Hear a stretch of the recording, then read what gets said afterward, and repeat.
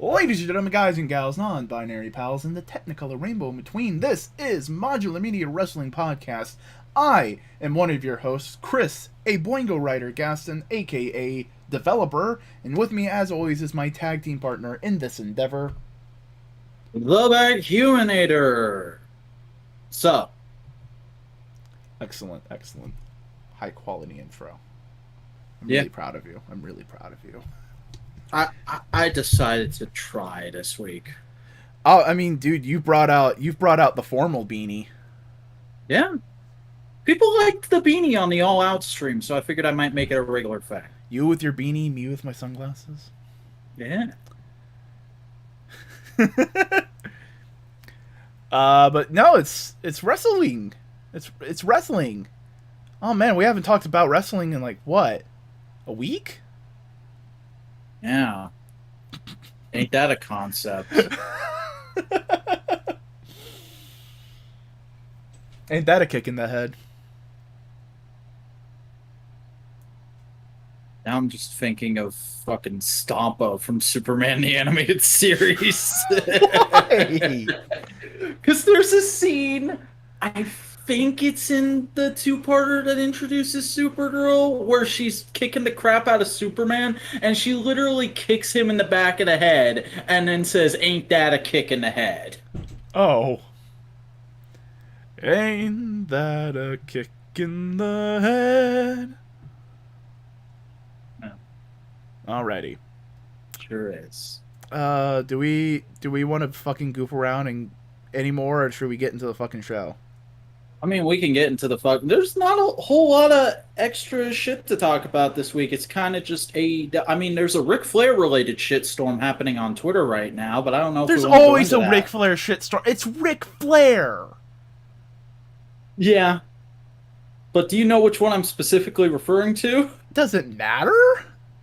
The plane flight from hell, the plane ride from hell episode of Dark Side finished airing a little bit ago.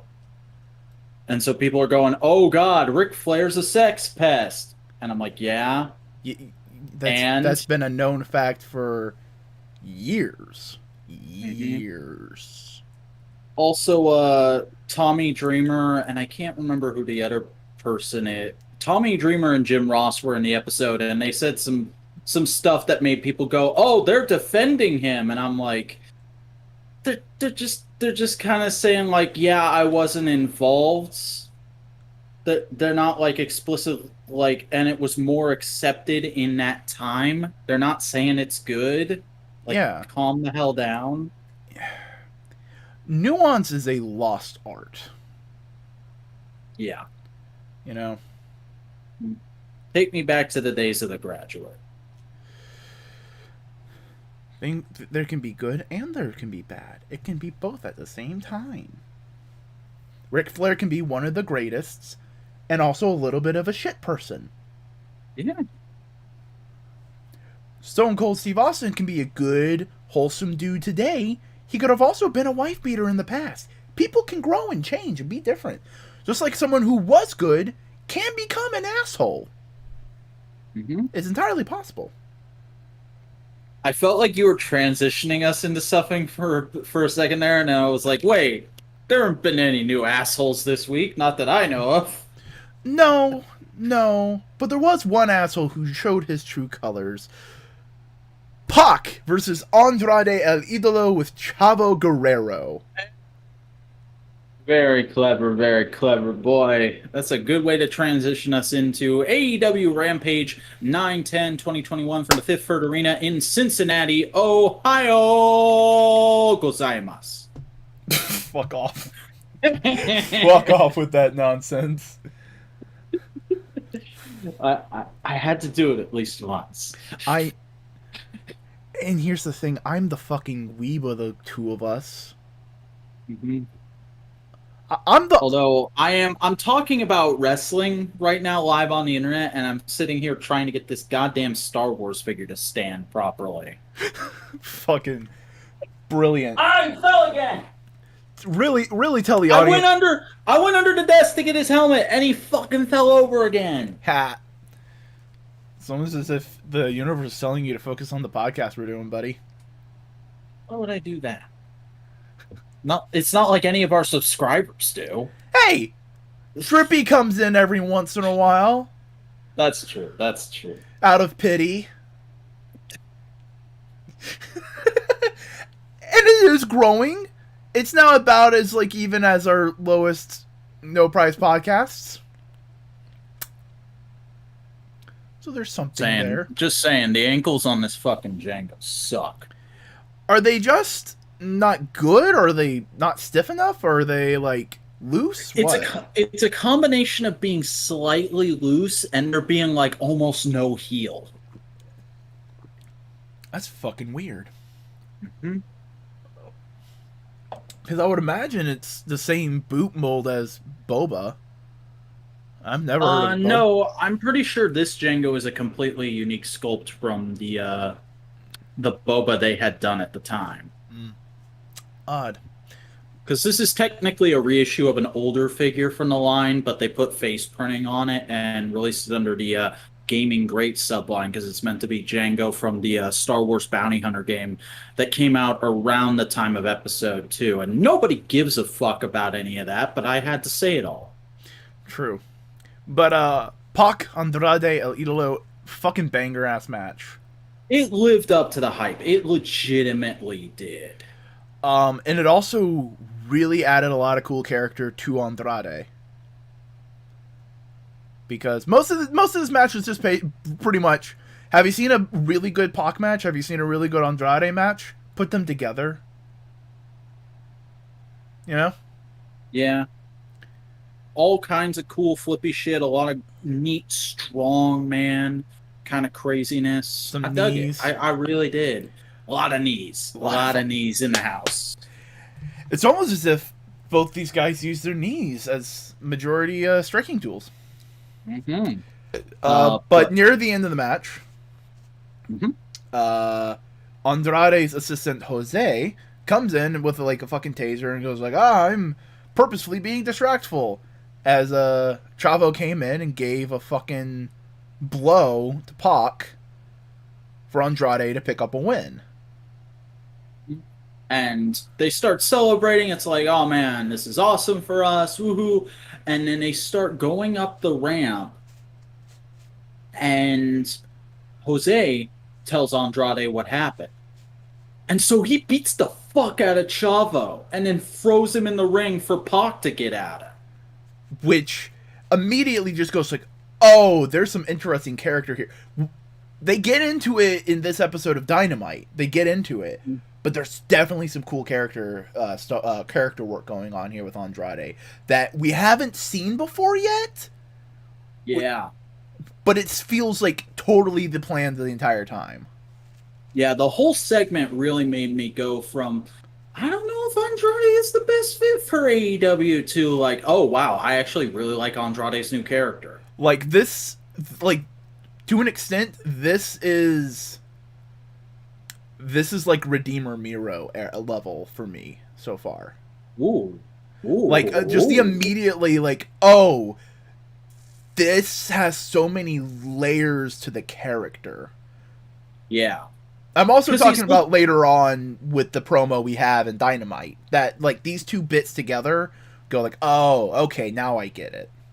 Yeah, because, like, they lay it out pretty well here, but they make it all... They make the subtext of the ending of this match text on Dynamite, and we'll talk about that when we get to it. Yeah, but, like, good, solid. Shame it couldn't have been on the pay-per-view, because, goddamn, imagine the pop. With that in the hot crowd on All Out, dude. Pac's travel situation just kind of needs to get situated, and I know it's not his fault. It's just, come on. The world sucks right now. Yeah. But next, we had a Darby, Allin, and Sting promo. I'm trying to remember exactly what was said in here. I think it's just like Darby goes off on Shawn Spears and calls him generic. Yeah. Shawn Spears has a rebuttal, and we'll probably remember more of this promo there. So we'll get to it in a bit. You want to talk about I'll just talk about these promo. We had an interview with Bryan Danielson and Adam Cole, just kind of like going like, "Why are you here?" Oh, well, this is why I'm here. Okay, cool. And it's a lot of what they've said before, especially from the media scrum, but the media scrum isn't technically AEW canon. So this is putting all that into AEW canon and being like, Adam Cole's here because AEW is a big fucking smash hit and he loves his friends. Bryan Danielson, sorry, is here because he wants to have wrestling be wild and crazy again, and he wants to kick the shit out of some new opponents. Yeah, fair enough. Then we had Dr. Britt Baker, DMD, Rebel, and Jamie Hayter versus Ruby. I just bumped my mic. Ruby Soho, Riho, and Chris Statlander. This was okay. It was a good way to kind of define the major heel faction of the women's division and three of the biggest main event baby faces for the women's division. Mm-hmm. I think honestly, like the most notable thing for it to me is just like Riho's here and she's automatically friends with Ruby, but like there's been no mention of the fact that Riho is the freaking first AEW World Champion, and maybe it's because she can't cut a promo in English, but still, I feel like that should be made a bit of a bigger deal of like, hey, the old guard is coming in to help the potential next champ. Yeah, they mentioned it a couple times on commentary, but it wasn't like put over as this big, huge thing. Mm-hmm. I also like the interactions with all three of them and the best friends. Yeah, that was great.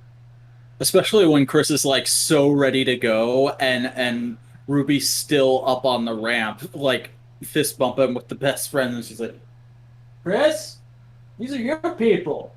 Are you posing on the turnbuckle? Okay, I'll be right down. It feels like she fits into the best friends, not as like a permanent member of the faction, but of like if she has to ally herself with anybody in AEW, she's going with the fucking weirdos. Yeah, it was cool. It's fitting for her character. Yeah, Ruby Soho likes the weirdos. That's mm-hmm. Ruby Soho is the cool mom out of your friend group's parents who like went to shit tons of concerts and got into all kinds of trouble when she was your age. And gives you a helmet and goes like, "All right, you're riding bitch on this motorcycle. Let's go around the block." Just for like a little thrill, give the kids a thrill. Mm-hmm. Yeah, but no, it was solid.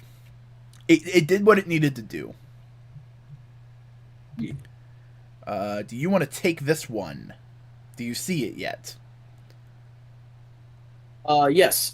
Platinum Max Caster with Anthony Bowens versus Flying Brian Pillman Jr. in the main event. This was a pretty solid little match. Not the best in the world, but definitely a solid performance from these two guys, really showing that like they are getting up there. They are advancing in the skill, and they already have the crowd really behind the both of them in the way they need to move forward as sort of the potential next big faces of AEW once people like the Elite are ready to retire. True. Or just like take a break, because that's the big thing. Like, people need to switch in and out and take breaks. And if you only have 4 main event or mid-card main event people, you can't switch them out. You need a large, robust main event scene, mid-card scene, so you can rotate them out. So you can go like, all right, you can take a break for a fucking month. You need to rest up.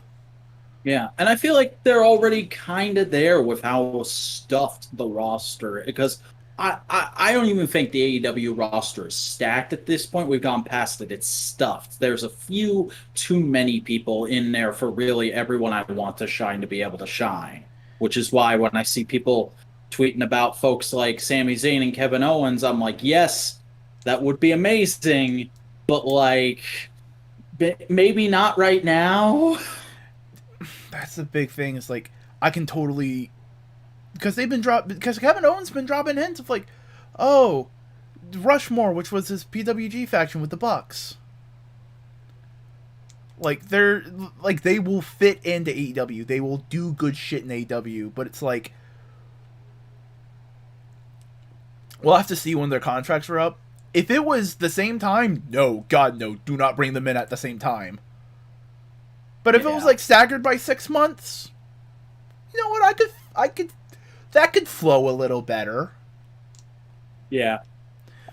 But no, this was good. I remember liking Max Caster's rap promo. I don't remember a single fucking. I don't remember it either. I just remember week has been since Friday. But I do remember it. I liked it. It was good. Also, Brian Pillman Jr. has just immediately endeared himself to me as an undercard talent. Like he is. Oh yeah, he's one of the best mid-carders right now.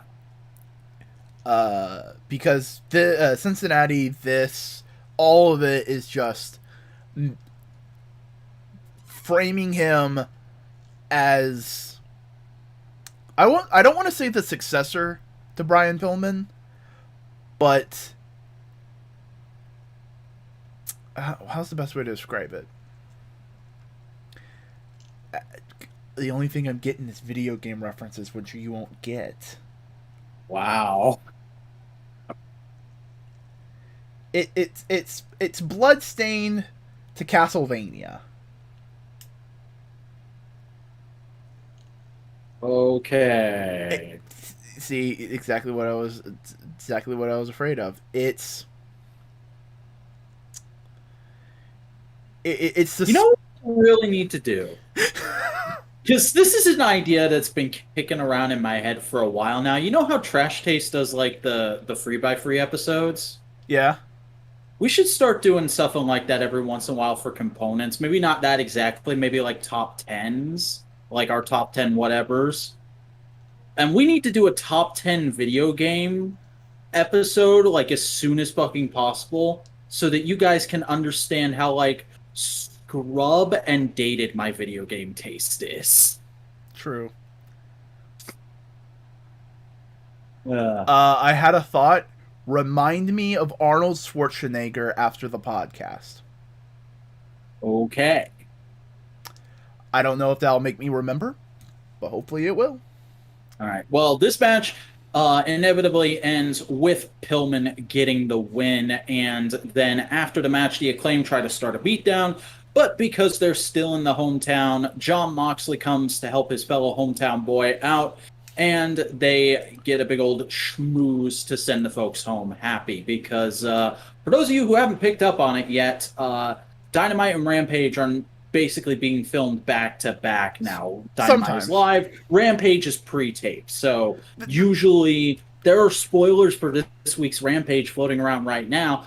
I haven't seen or even wanted to look at any of them, which I do appreciate that. Like it's not like you get the immediate, like, remember back when it would be like, oh hey, the next 4 weeks of NXT have taped, here's all the spoilers up on Wrestling Observer. I'm not seeing that a whole lot, and I really appreciate that. Yeah. And it's a whole shame, because I just thought, wouldn't have been something if Stone Cold came and helped Brian Pillman Jr. Yeah. That's definitely how he should debut if he signs with AEW one day, which I don't think he will. Oh, no, but I was just more thinking of, like, this is Brian Pillman Jr. This is a guy who looks at his father's legacy and went, I don't want it to end in death. I don't want it to end in tragedy. And decided to pick up professional wrestling at the age of, like, what, 26, 27? Yeah. And go like, all right, cool, I'm going to be Brian Pillman Jr. And it's just... And genuinely, he's one of the coolest, like, most down-to-earth seeming guys on the mid-card right now. Yeah. But he also has that, like, energy of Brian Pillman. It's not that pure chaos shoot, is he fucking crazy energy, but he has that hype to him, you know? Mm-hmm. He has that physical energy. Also, before we move out of Rampage, just as a real quick aside, where the fuck has Julia been? Because she's in this match graphic, and I haven't seen her on AEW programming in like weeks. I'm a little concerned. We've seen her in promo bits. The few times they've done full promo with the Varsity Blondes, and not just like a backstage segment. So maybe she's just got a lot of indie bookings right maybe now. She's got indie bookings. Maybe she has a small injury and they don't want to exacerbate it. Entirely possible. Who knows? Sometimes if they wrestle on a pre-recorded Dark or Dark Elevation, they don't go out later in the evening. Not saying that's what happened, but it's a thing that could be. So I don't know. I have to keep an eye out then.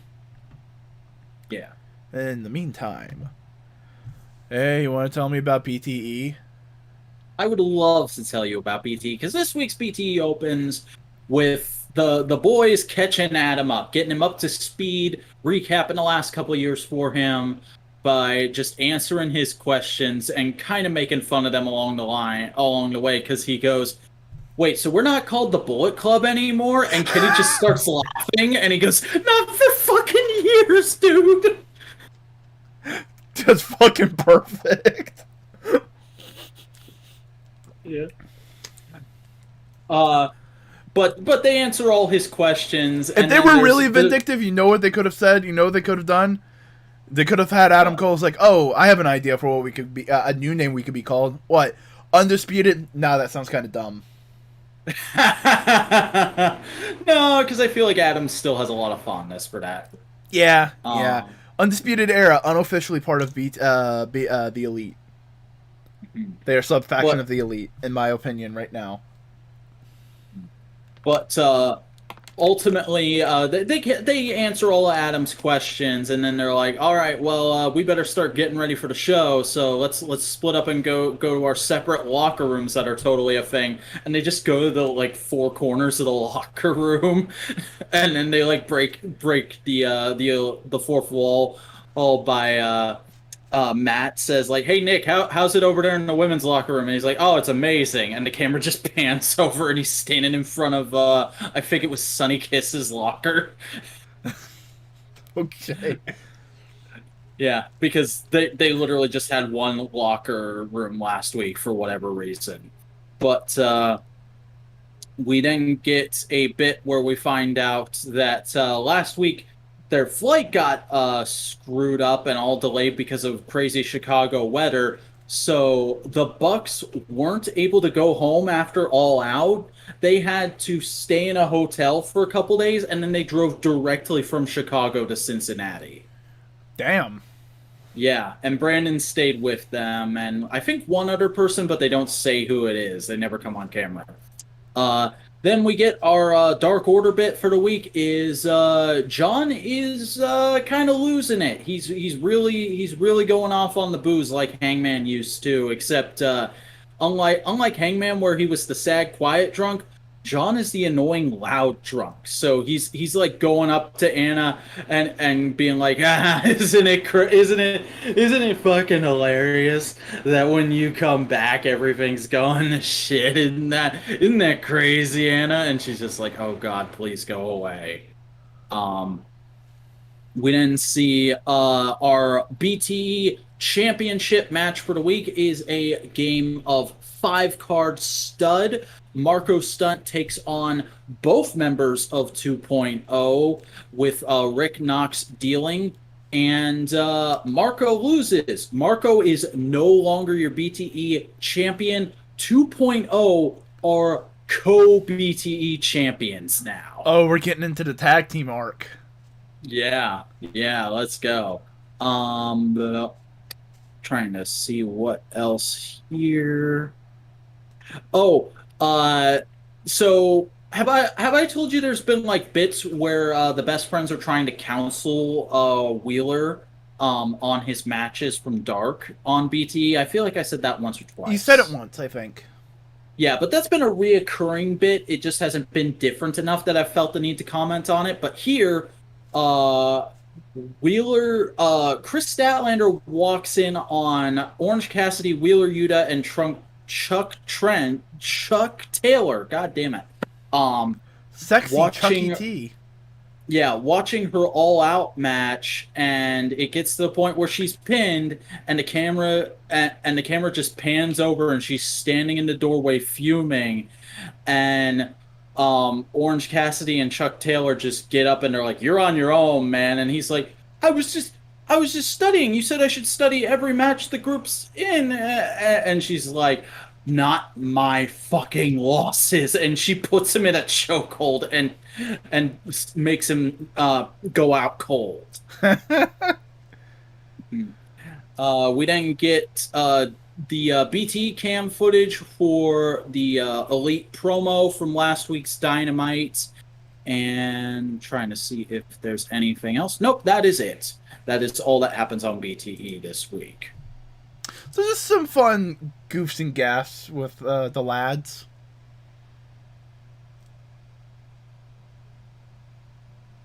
Not Joey Wheeler, Drippy Boy. Wheeler Yuta is a wrestler. He's basically a foreign exchange student from a Japanese wrestling company working in AEW right now to learn and get better.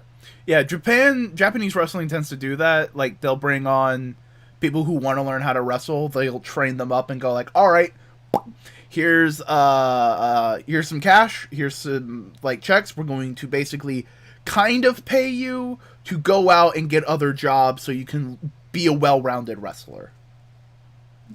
He's also like the whitest looking Japanese wrestler I've ever seen, because he has a full beard and he just looks like a skinny 20-something white dude because of it. Yeah.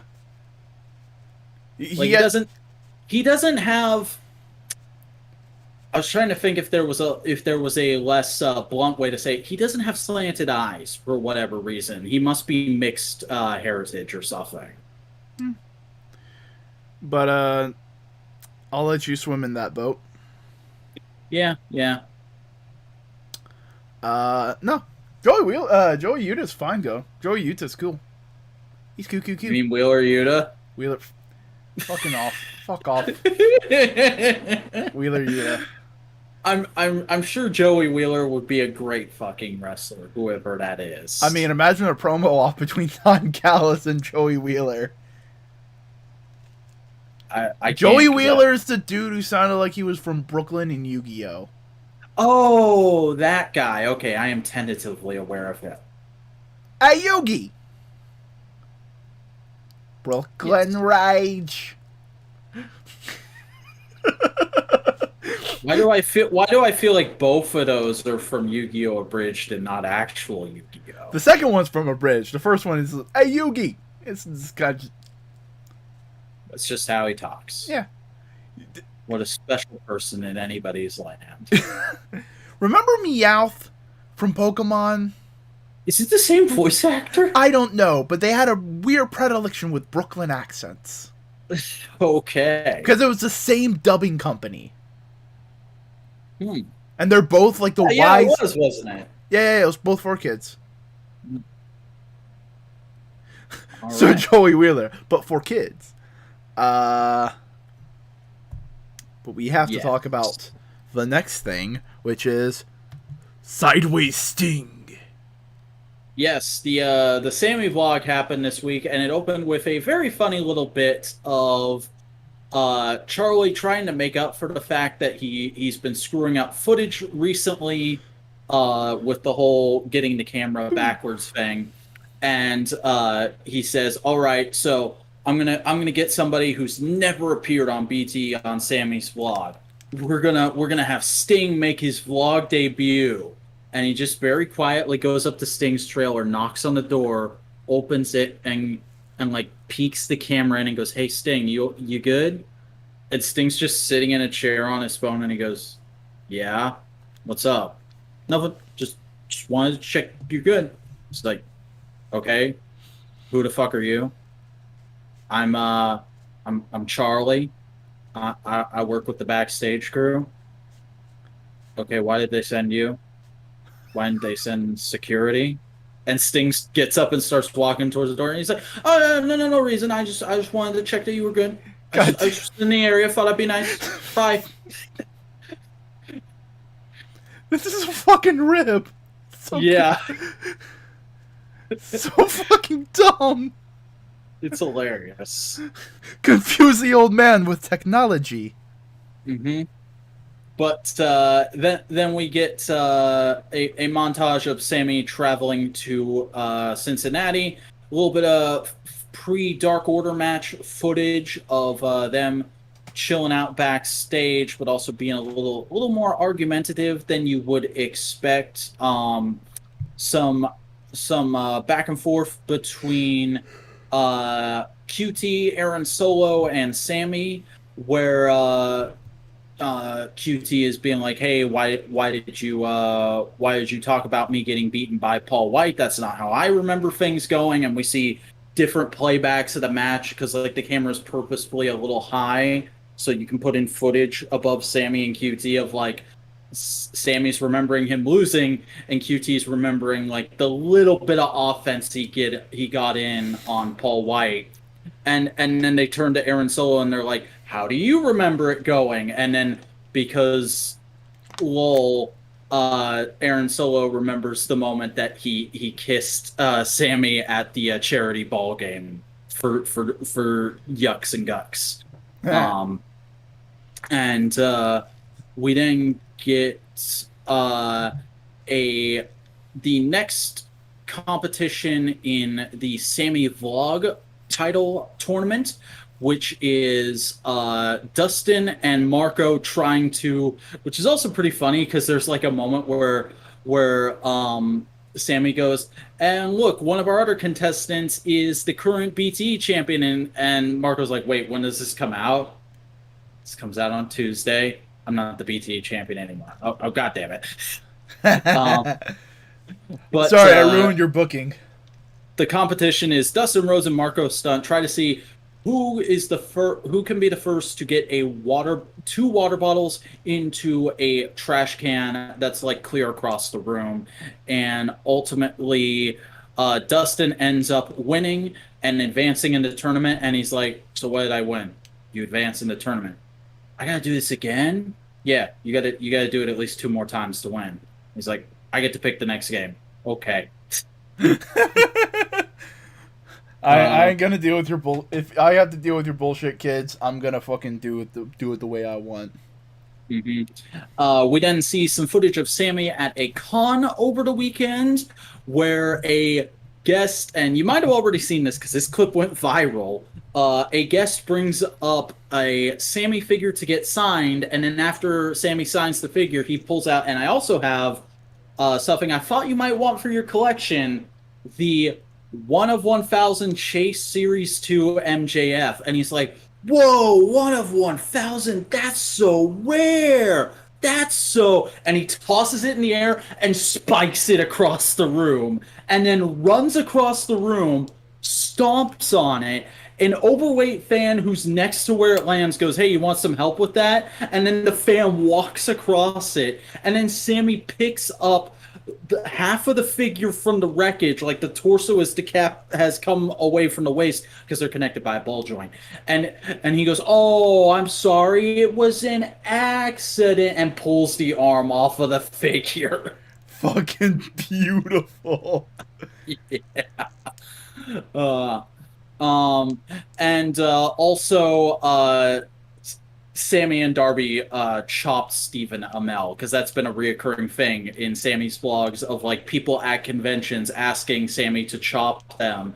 And recently, because Darby and Sammy go to all the same conventions because they have the same manager, they've been doing it together. And Stephen Amell, who was at the booth next to them, came up and went like, "Hey guys, let's do a chop." And they were like, "You want it at the same time or one after the other?" And he's like, "Well, let's do one after the other. I don't know if I can take both at the same time." And Darby does it, and he's like, "That's a fucking enough, thank you." It's Stephen Amell, though. He's taking chops. Yeah, Stephen. Yeah, but he bitched out that time. Come on. There's a comedy sequence of a really bad version of the vlog being put together by Fuego and Charlie, because they don't know how to properly Edit. film things or edit. And then Sammy opens a bunch of packages from his fan mail PO box, getting like all kinds of like Dragon Ball Z action figures and stuff because that's the main thing he collects. And at one point, his girlfriend, or his fiance, excuse me, who is filming, just like walks over to the kitchen and like shows their entire top of their cabinets is just covered in action figures, and she's like, guys, he has enough, please stop. And he's like, no, I need more, from across the house. Beautiful. And that's basically the ending of the vlog. You know what I saw recently that actually looked really fucking good, and I want to get them eventually? What's up? It's Bandai's, like, it's priced in, they're priced in, the articulation's about the same of, like, a Marvel Legends, or Black Series, or Unrivaled. Oh, the anime heroes? Yeah.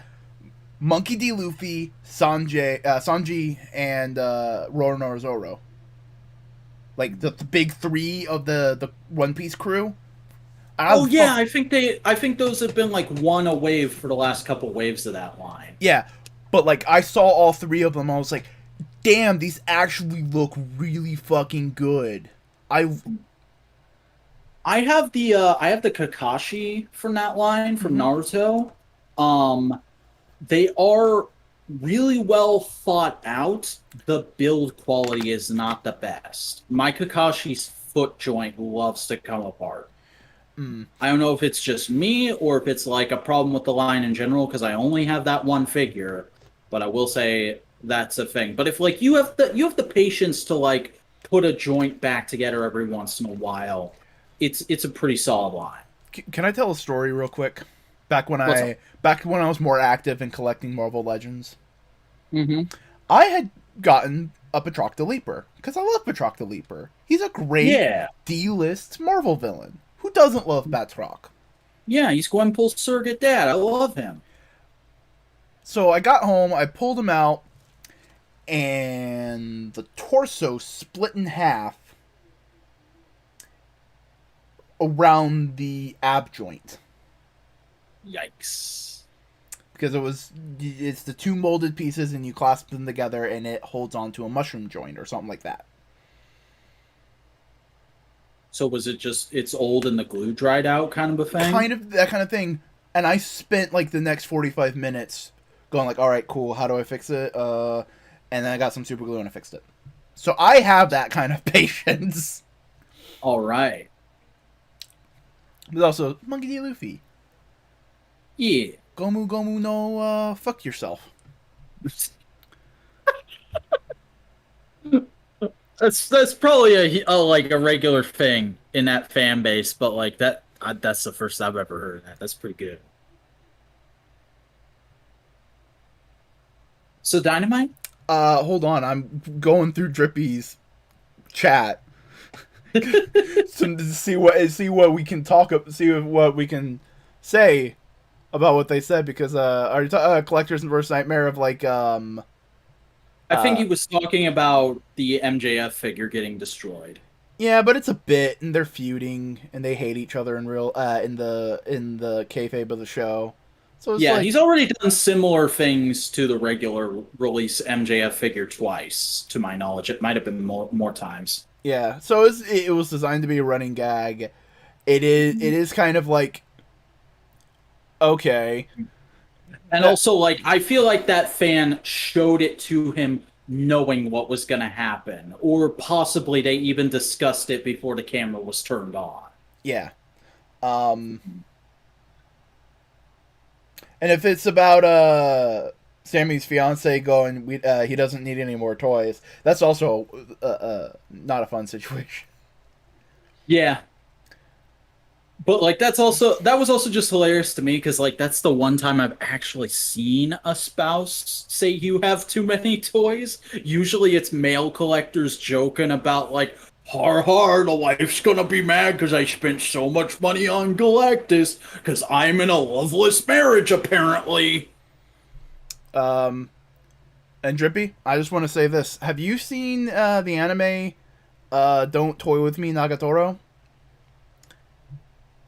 Have you? Is that in a way? No. I'm using this as an example. That is a manga written by a dude, I can't remember his name. It's a cutesy rom-com of a girl who kind of teases the person she likes in order for him to kind of like stand up for himself and gain confidence. Essentially, that's what it is. I've seen a lot of memes and a lot of saucy, shall we say, images of that. It is a cute little rom-com, and if you want something slice of life, slight on romance with some neat little character development, can't go wrong. Just don't look at the artist's original draft of it on his Pixiv. Oh yeah, that's right. I remember Trash Taste saying like he comes from hentai. He came from hentai because he did a prototype of that manga, and it's full of like NTR. Oh, full on like abusive, like really fucked up. It went from 11 in the prototype to a 2 in the manga. But it's the same artist, same creator. He was just like, I'm just gonna go full fuck. So no matter what anybody does to my creation, he can say, yeah, no, I did the most fucked up thing to my own characters. I mean, what the fuck? Oh, God. Oh, you want to know the even best part? Someone made a fan comic one-shot based on the characters where they had a time travel plot where an event that happened in the prequel doujin and in the manga were different, and they were like, yo, if they didn't do this one thing, they'd end up in the doujin and everything would have gotten fucked up. And they time travel back in time. Why is this something we're discussing on the fucking wrestling podcast? Cause I'm the Joey of our group, and I know fucked up shit. Wait, if I'm the Joey... No, you're the Connor. No, you the Joey, but the Buster server identified me as the Connor. Who the fuck is the Gigic? Okay. Older. Oh, god damn it, it's Snowcone. It's... Hold on, I'm trying to... We gotta get Snowcone on more regularly if he's gonna be the fucking Gigic. Yeah.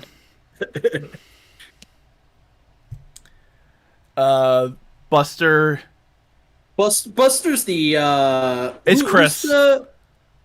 Is he Chris or is he Ashley? I feel like he's Ashley. The intern? The male intern? Yeah, maybe. Kaho?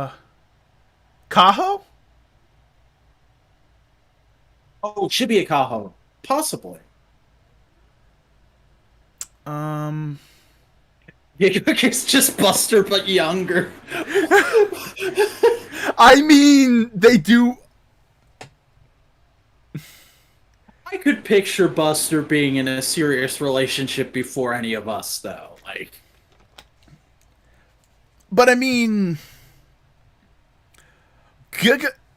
I can see Buster being anti-crust. I mean, I can see Buster. Yeah, I can see Buster having some similar Gigakian opinions. Buster can be anti-crust as long as I don't find out he doesn't like boneless wings more. Boneless wings are not better than wings with bones. Boneless wings are just a different thing entirely. Night. What? I'm not saying they're better. I'm saying that for a specific thing, it's a different... You don't attack a screwdriver with a hammer. They're different tools. They are different tools, my friend. That is what they are.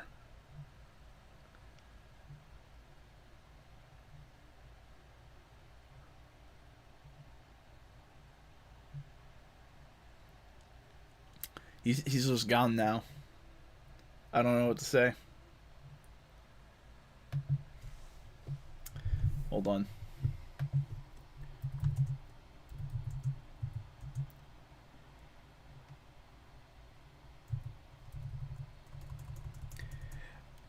I mean, when hasn't been a fucking Trash Taste bootleg? We look like fucking Trash Taste from goddamn a flea market. We are literally what if Trash Taste started during the Skype era.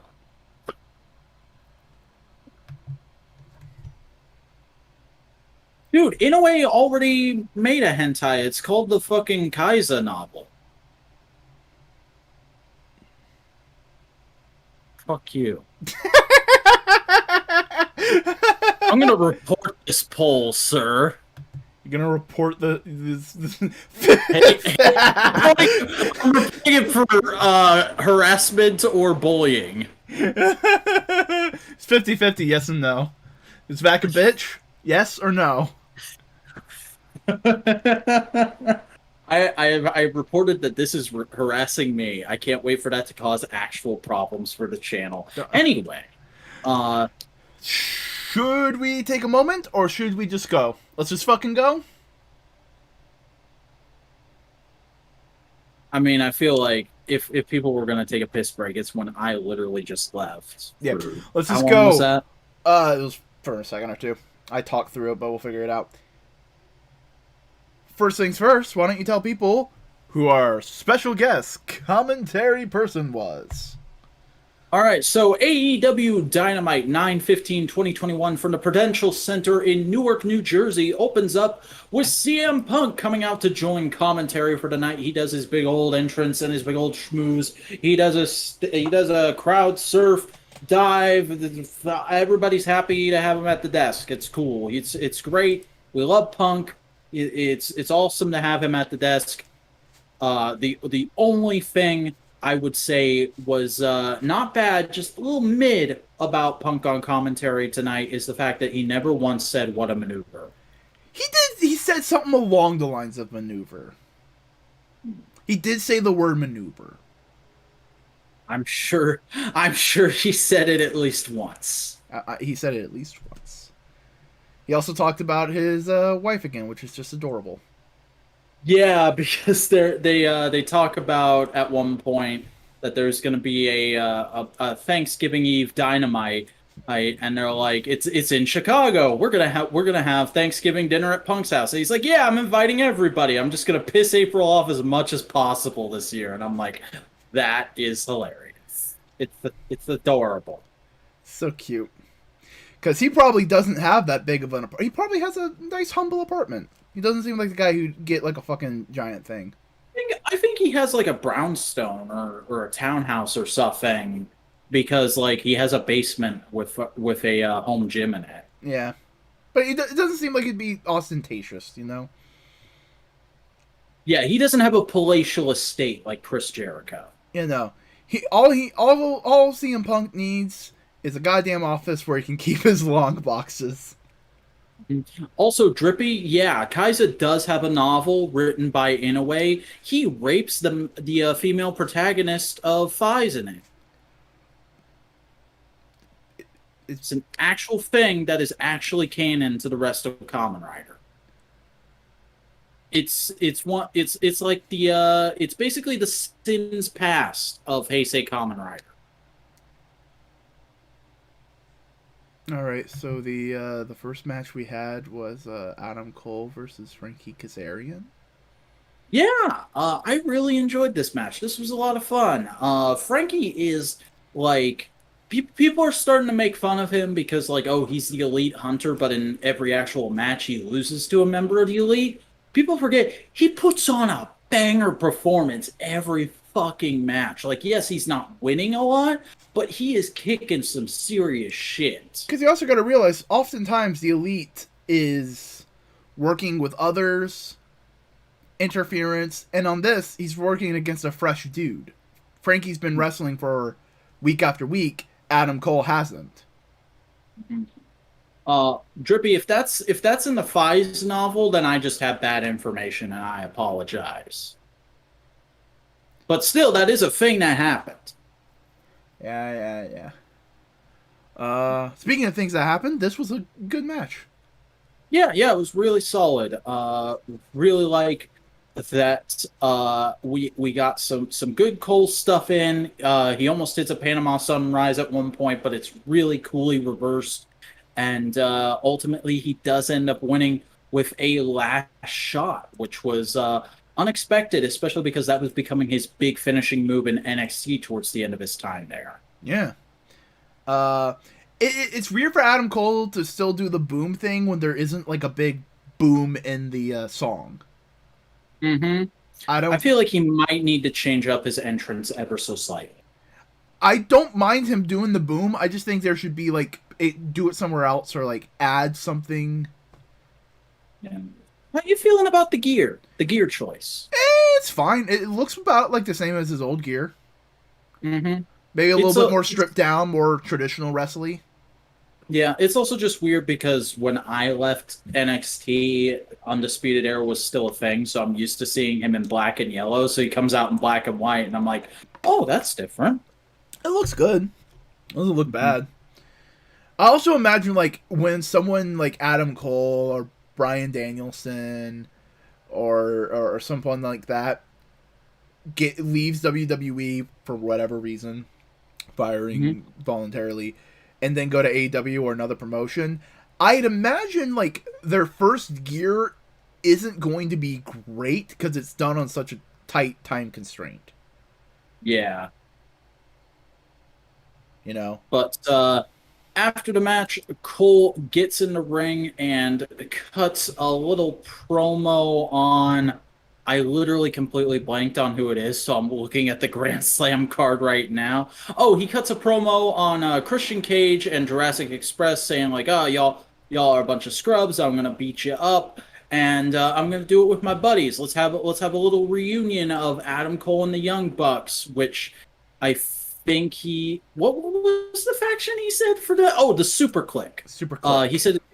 He said at Rampage Grand Slam, it's going to be a return of the Super Click in a match against Christian Cage and Jurassic Express, which is a pretty awesome concept for a trios match. I'm fairly excited for it. Yeah.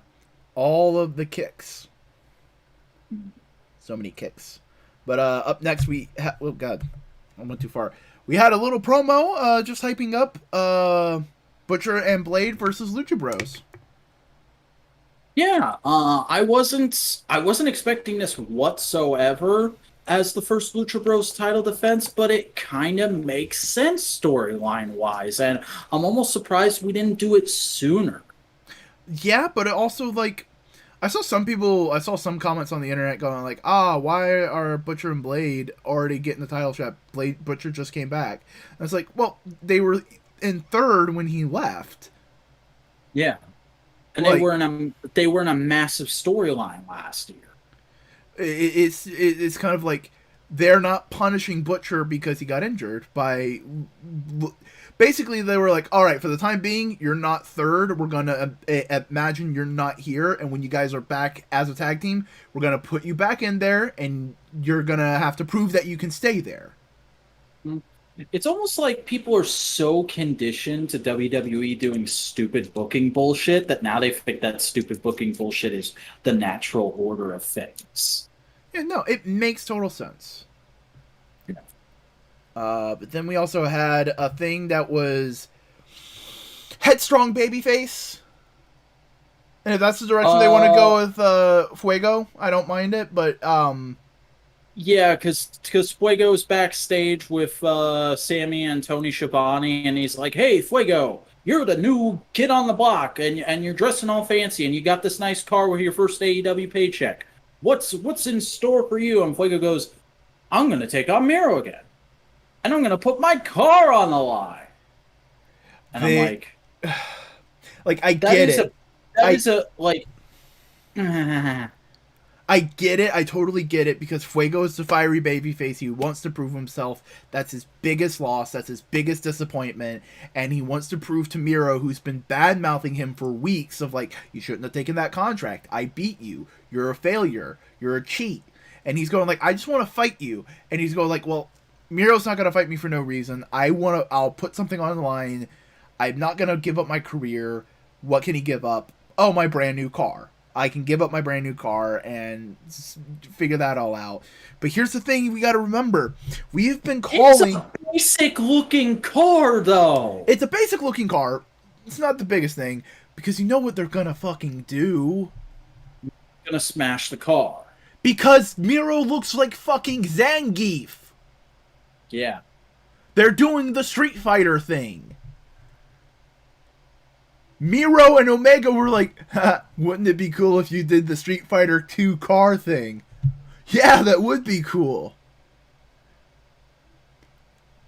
So, yeah, for the first time, we have a booking decision from AEW that's working backwards. And if this is the only time they do it, okay, cool. I don't want this to be a trend. And I don't think it's going to be a trend because it's the first time. We haven't had any inclinations that we're going to get another thing like this. I mean, on the bright side, at least it's kind of built out of a storyline, unlike in WWE where they had a big man destroy a car randomly just because they had a toy of a destroyable car out. Yeah. I'm excited for the match. Jeremy Padour, if you want to make an Unrivaled Collection Slam Mobile that comes with Miro, that'd be pretty sick. Yeah. Just saying. I'm not saying I'm going to be upset by the match or the aftermath. It's just... It'll probably be a good match. It's just weird justification for it. Yeah. It is weird justification. We're probably going to remember the aftermath more than the promo setting it up. It's a C promo setting up what's going to be an A+ segment. Now, because Fuego got so close the first time, do you think we're going to get a bit of a coup here and Fuego might become TNT champion and that sends Miro into a fit of rage and that's why he destroys the car? I think he's going to get that much closer. I don't think he's going to win. I think Miro's going to win. He's going to go over, but it's going to be the hardest he's fought for the TNT champion. It's going to be about the same level as Eddie Kingston. Yeah. Because I saw some people throwing that theory around, and I'm like, that's really roundabout, so I don't think they'll do that. However, I think Fuego getting these two disappointments is about to start up a Sammy versus Miro feud, and I could see Sammy being the next TNT champion. I could see Sammy, but I could also see this, because for lack of a better way of describing it, every character in AEW has an edge. They have a point. You know, they have something that can cut. They have an anger that they can use and direct. Every character has that. Except Fuego. Because he's been the underdog babyface. So, by giving him this significant loss, this significant setback, it could be an interesting thing of like, I am here and I've just been shat on the entire time. I am going to fucking prove myself because fuck you. Yeah. Yeah, I could definitely see that. But again, and the promo wasn't bad. Fuego did a good job. It's just, you know what it is? It's a ridiculously circuitous scheme. It's a ridiculously circuitous scheme. Shout out to Comic Pop, everybody. Yeah. Also, I haven't made up my mind yet, but one of the ideas I have for my next video might have been inspired by Sal, and I can tell you about it off mic. All right. But the next thing on Dynamite we got. Do you want to take this, or should I? I led us into the last thing. Why don't you go off on this? MJF comes out to cut an MJF promo. You know, like MJF does. Yeah. I'm trying to remember who came out after him. Brian Pillman Jr. Yeah, right. Because they're setting the thing up. But basically, MJF just does his MJF thing. He shits on everything. He pisses everybody off. There's a great moment where the crowd starts chanting "Shut the fuck up," and he just pauses and goes, "No," like Bugs Bunny. It's fucking great. He does all the normal New Jersey things out of the armpit of America. Fuck, like all that kind of thing. Makes fun of the Jersey Shore. Oh, and there's a moment where he goes, "Oh, people told me that a lot of people said I might have gone too far with my comments about Brian Pillman Jr.'s mom last week. Fuck off, I don't care. Yeah. But Brian Pillman Jr. does come out to build further towards their feud. Yeah. And then we got that sit-down interview, which honestly I feel like either should have come right before this or maybe a few segments before this in the card, because it feels a little weird to be like, all right, we just saw Brian chase MJF off, and now let's go to an interview from earlier in the day where Jim Ross asks Brian Pillman if he's going to take on MJF. Yeah, it's a little weird, but it's not the worst thing in the world. And it was a solid babyface promo. It's very much the same stuff Brian has been saying every time he's been given the mic so far, but it's still good babyface stuff. Mm-hmm.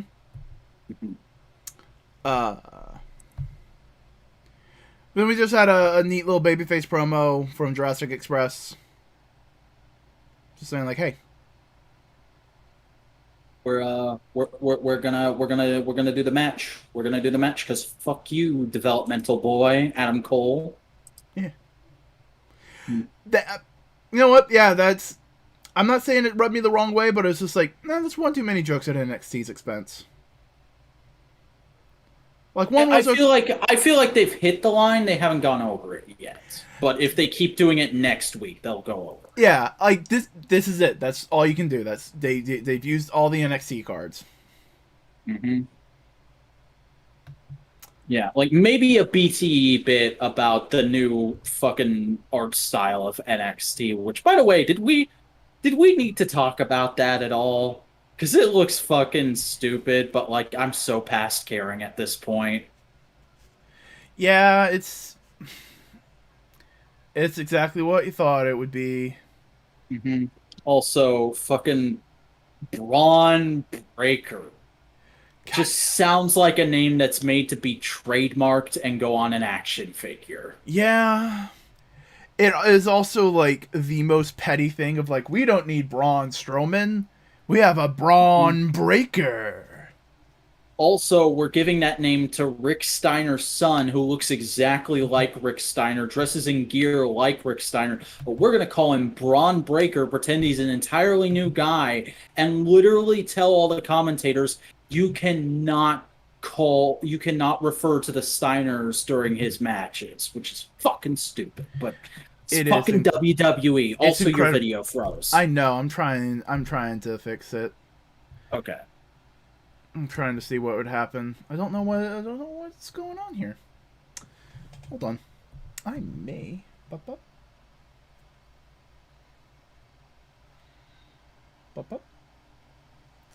that help at all? No. Doesn't do it if I do that. No. Okay, let's see. Because it was working for like an hour before we started. Yeah, it's working fine. No, like I plugged it in like a good hour before we started and just kept an eye on it. Hold on. Boop. Boop.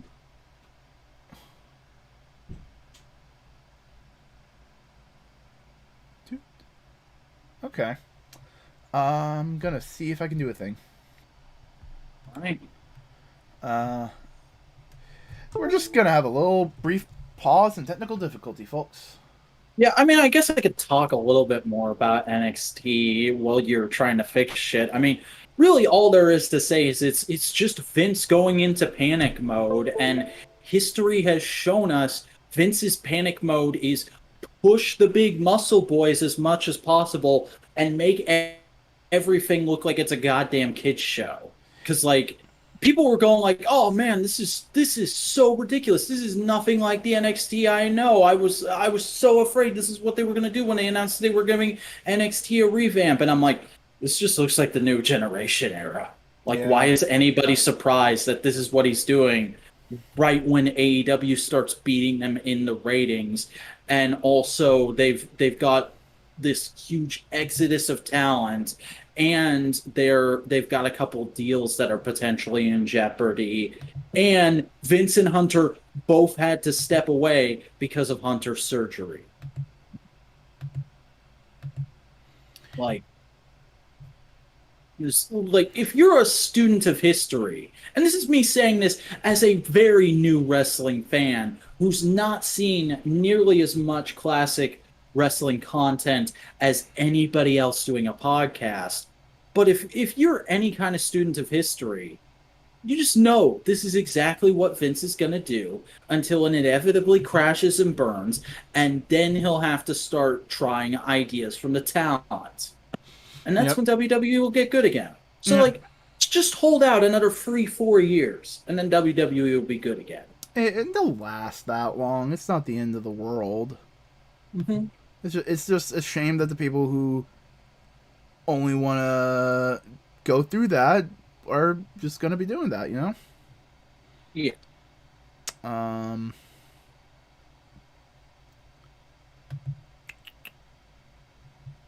don't know why it does this. Mm-hmm.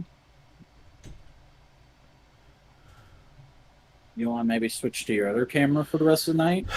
I'd rather not, because I had it fucking working. I know. But you can't always get what you want. I mean, I can get you to stop butchering a song. What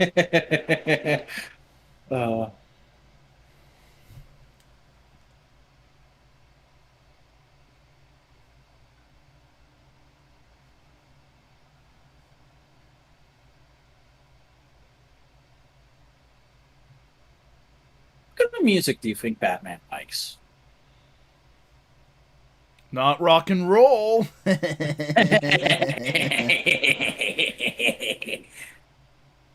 Nah. If it's modern day Batman, he has a wide variety of tastes to kind of be as blank and generic in a crowd as possible for Bruce Wayne. As Bruce Wayne, the character, not Bruce Wayne like in the Wayne Manor hanging out with the Bat family, he listens to smooth jazz. Yeah, Bruce Wayne, the persona, is big into like jazz and classical music. Like the boring stuff. Mm-hmm. Not even like the ones with like cannons. Yeah. Batman listens... I wouldn't say he listens to like metal. He doesn't listen to like Ghost or any bands like Malachi Black would listen to. But he listens to whatever his kids listen to. And like Jason Todd is super into fucking hardcore punk. Yeah. You know, he's into Rancid, he's into Black Flag. He listens to that kind of stuff. And Bruce has a couple of those songs on his phone in his playlists and everything. Jason, I have a feeling, is super into 90s alternative. Yeah. Like that kind of vibe. Incubus, Nirvana, Pearl Jam. I'm trying to nail down Dick Grayson. And like all I'm coming up with is like cheesily upbeat bands like the Beatles and the Beach Boys, but I'm like No. Dick Grayson's a fan of ska punk. Yeah. Like they go like, "Hey Dick, what you listening to?" "Oh, I'm listening to Mustard Plug." The fuck is a Mustard Plug? "Oh, they're a really cool band."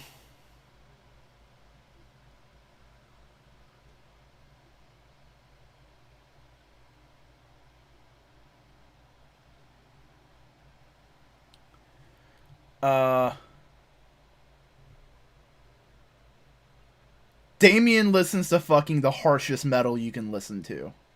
Yeah. What does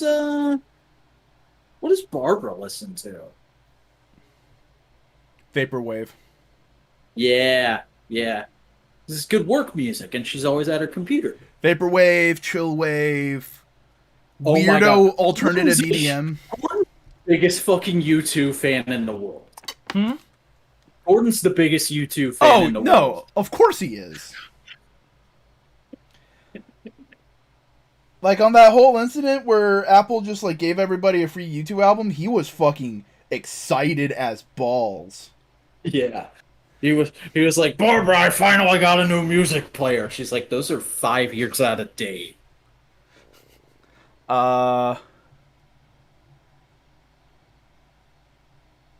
Alfred listens to country. He didn't think he would like it at first, but after he listened to some Johnny Cash, he was like, you know what? This speaks to me. Yeah. I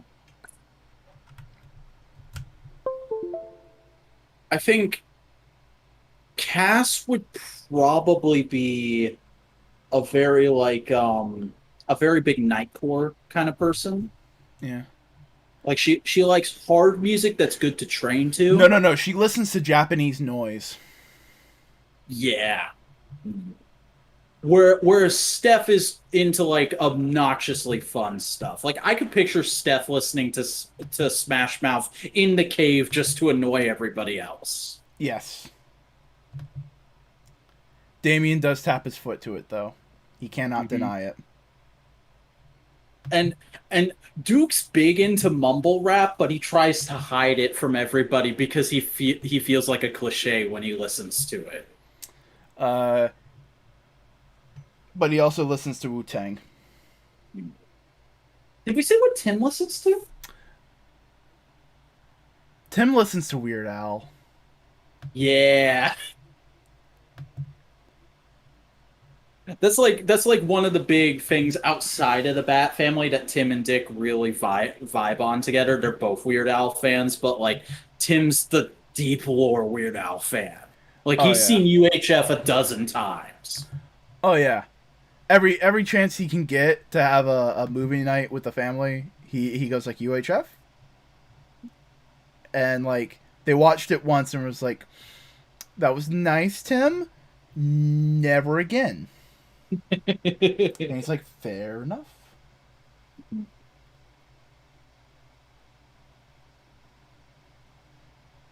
Yeah, I don't think we are getting...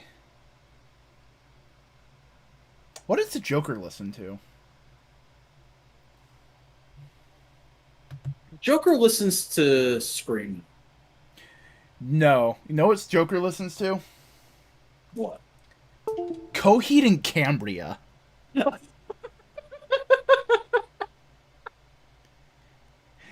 Yes. And he talks to Harley about the lore. No, Harley, you gotta understand, there's a whole sci-fi mythology behind this music. It's not just sadness. And there's lasers and guns and everything.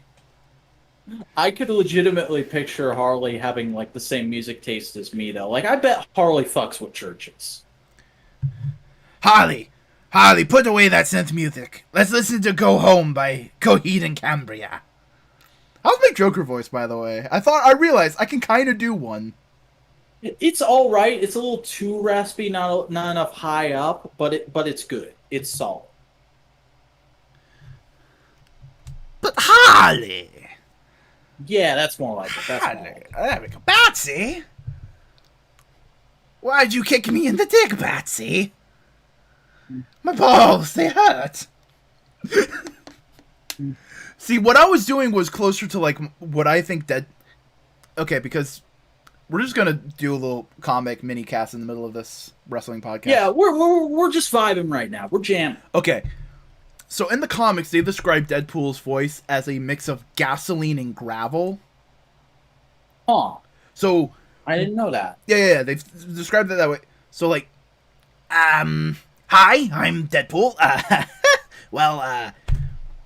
I was stricken by cancer. Fuck you. I'm gonna hit you with my swords now. Swords are gonna kill you. That's all I gotta say. Yeah, I can see that working. I was putting that to some Deadpool panels in my head, and it works. But I have always just, like, even before the movie came out, I have always thought of Deadpool as sounding like Ryan Reynolds. I mean, fair enough. It's a different... I just think that's the Deadpool you get when it's like really fucking sad and depressing. Why can't I live on Krakoa?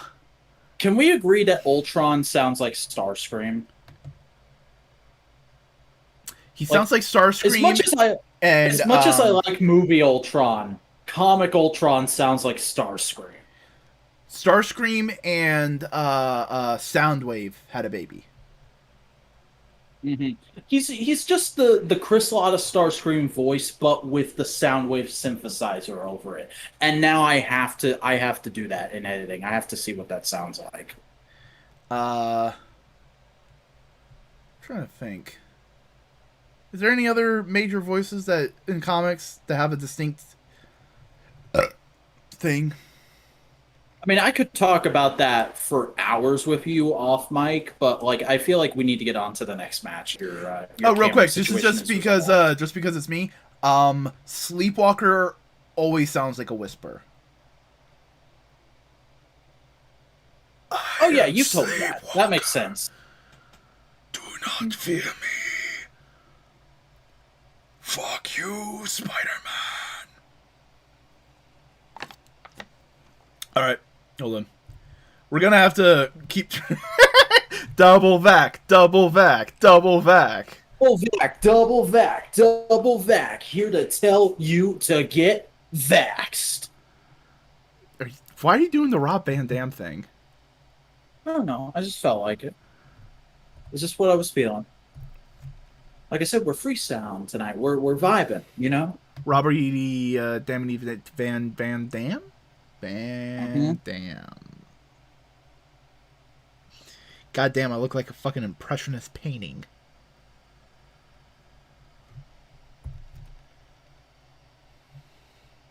Do you know of the impressionist style of painting?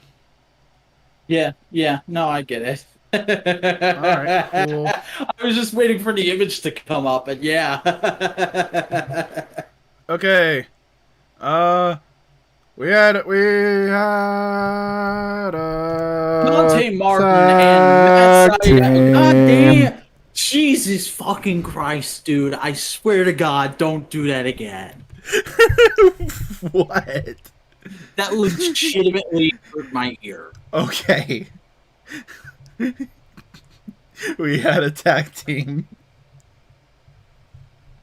Is that what it sounds like for me? Because I thought it just kind of cuts it off after a certain point.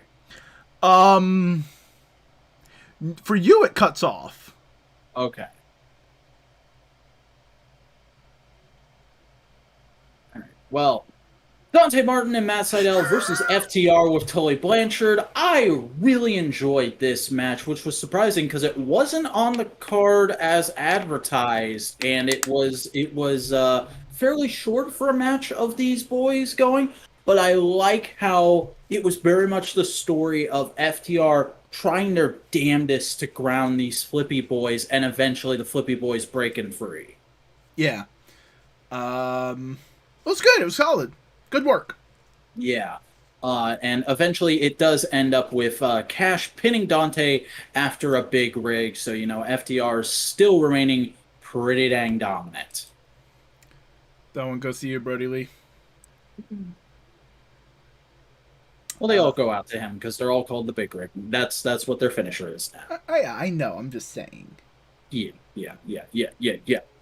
Yeah, right, yeah, do you want to talk about this? Yeah. You want to talk about this fucking weeb shit now? Hold on. Oh, fuck. Suzuki Incedent. Yeah, because, like, I didn't even fully understand what this was until the desk addressed it. I saw people saying Suzuki Incedent on my timeline, and I'm like, did he do something backstage? What? No, it was started as a joke. Of someone going like, oh, they cut off Kazanare, Kaze Ninare. His theme song. Yeah. It's a Suzuki Incedent, blah blah blah, and like it just kind of got groundswell, and they were already building towards what appears to be a tag match: Suzuki Goon versus Mox and Eddie. Mm-hmm. So they're like, all right, cool, we have this thing that we can use. Why don't we use it? And the story is as CM Punk describes it, because I like that, because CM Punk's there, he's in the locker room, so he knows actually how everybody's feeling, and they go like, "You're the person we can trust on this," and he goes like, "Well, Minoru Suzuki came to America for a match for Moxley, unaware that it would be in his hometown, surrounded by his fans, with officials that he feels like weren't respectful of him, and the ultimate disrespect was essentially cutting off his entrance music, which he has a very deep respect and connection with, before the hook of the song Kaze ni Nare, which the whole crowd chants along. They cut off the song before it could get there, and he felt that that was a disrespect and basically took him off his game, and he is upset at that, and he wants retribution because of it. Okay. So basically, it is disrespect of 1,000 cuts, and that's the thing that like was the straw that broke the camel's back.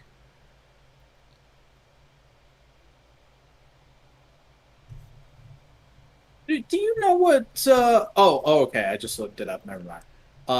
I was curious all of a sudden because I realized I didn't actually know.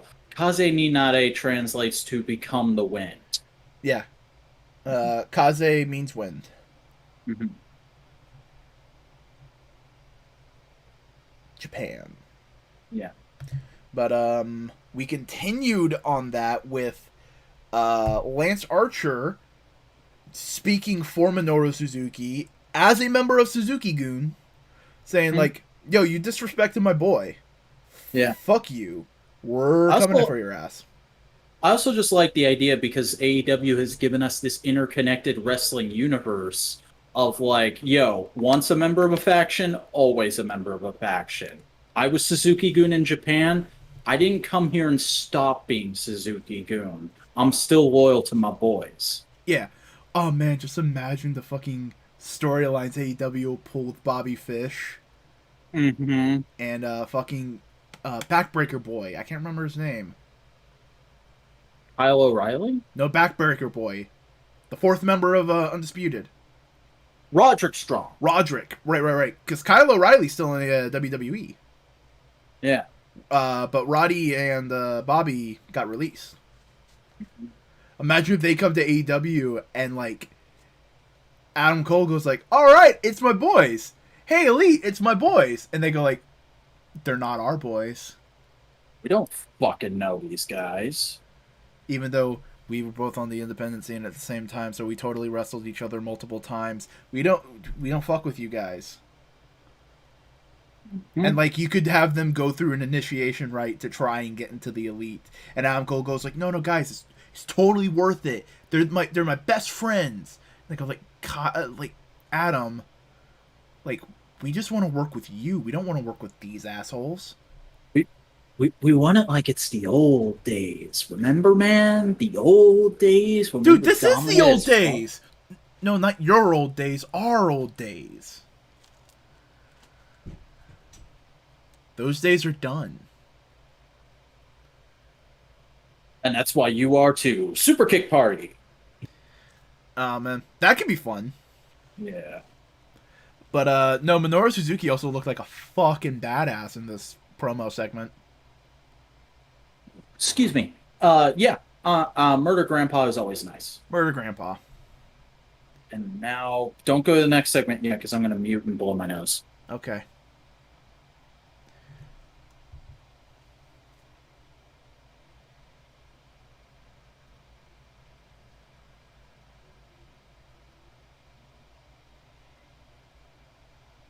You close up on me? Yep. Fuck you.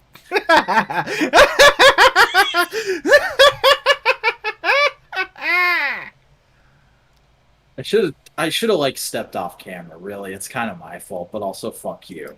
All right, go to the next segment. Malachi Black comes to address the congregation. Yeah, and he's got I must admit, I like the mask with the suit. It's a good fit. Plus, he's wearing like kind of a cape cloak thing on top of his suit jacket. That is a really surprisingly good look, in my opinion. I think it needs some sleeves. I don't want it to completely cover the suit sleeve. I just think it needs something from the shoulder down to integrate it better with the suit. Maybe like t-shirt length sleeves. No, that would be goofy. I think more of like ropes or like ropes or something kind of surrounding the exit of the arm, kind of draping itself around the sleeve of the suit. Yeah, but no, Malachi just comes out, and I like how they didn't advertise it, and the commentators are a bit like, "Whoa, what the hell is happening?" Because he comes out and he starts cutting a promo and immediately goes, "Yo, House of Black," which is not a pre-established thing outside of his fucking Titantron, but okay. He goes, "House of Black," which I guess is just supposed to be his fans now. There's a traitor in your midst, and the camera pans over, and for a split second I thought it was Brandy because I'm an asshole, and it took me a lot of It people in took the me crowd. a second. It took me until it got a little bit closer. I was like, oh no, it's Rosario Dawson. Yeah, it's a Sacatino. A Sacatino's in the crowd, and if you don't know, Rosario Dawson is one of Cody's co-judges on Go Big Show, and she's wearing a freaking Nightmare Family jacket. Um, and she steps out into the just outside the ring area, and Malachi gets down, and they have a little stare down, and you can see out of the corner of the screen Cody's running down from the rafters, and the crowd starts freaking out, and Malachi turns around, and Rosario jumps on his back, starts throwing fake punches at his head. And then him and Cody come to blows, and they chase into the crowd and have a big old schmooze to get some heat. We need some heat behind the Arthur Ashe match, brother. Yep. And okay, I get it. I get why they did this. This is like the weakest build for any match on that card. And it feels like a very unceremonious way to have Cody come back. I can, to an extent, it makes sense. It's just not as fully thematic as it was the first time they had a build. Mm. You know, because they had the black suit, the white suit. There is some thematic elements there because Cody comes back drenched in blood Mm-hmm. in a red suit. Like there is elements of that, so who knows? I liked it. I also liked the Malachi framing his promo as a sermon. Mm-hmm. He's addressing the congregation. Yep. Also, how about that shot of Brandy that dropped today? You get a chance to watch that? No, I didn't. It's pretty good. Cody's the special guest because they're trying to promote Go Big Show, Oh. and they're bickering about how to make the dish like you imagine they would actually bicker when they're making dinner. And there's a hilarious point to contrast Sammy's vlog. There's a point where she's like, "All right, we plugged the show a bunch of times. We ate the food. We drank. Did you want to show everybody your action figures?" And he's like, "Hell yeah!" And he walks over into the other room and he's like, "Look at all the Masters of the Universe toys I bought because of the new show." And it's like an entire bookcase full of random Masters figures. I love that we're now in the giant nerd era of professional wrestling. Uh-huh. It's just a shame that I mean, they're not nerds in the same way we're nerds. yeah, Because they're like, I wouldn't say they're normie nerds. they're casuals. They're jock nerds. Yeah. Mhm. They have the big things they like, and it's like, and you go up to them and go like, oh yeah, no, Kotobukai? What? Diaclone? No, what the fuck's a Diaclone? Yeah, they have time for their one interest because they spend so much time on being a wrestler. They have time for their one side interest, And wrestling. unlike us, where we just like a little bit of everything and we know a ridiculous amount about a few things. Hold on, I'm being hailed. Hold on.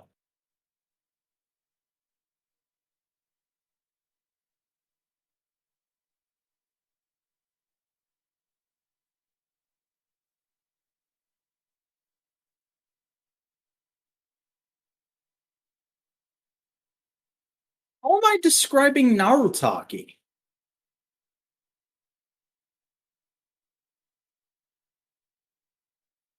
What about... You mean like Narutaki is incredibly fixated on Decade instead of caring about all the riders?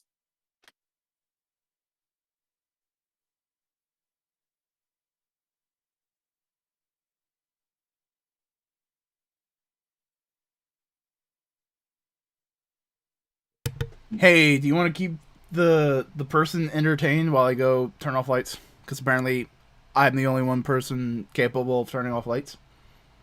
I suppose I can. I really want to understand what the Narutaki comparison is. I'll see you in just a mo.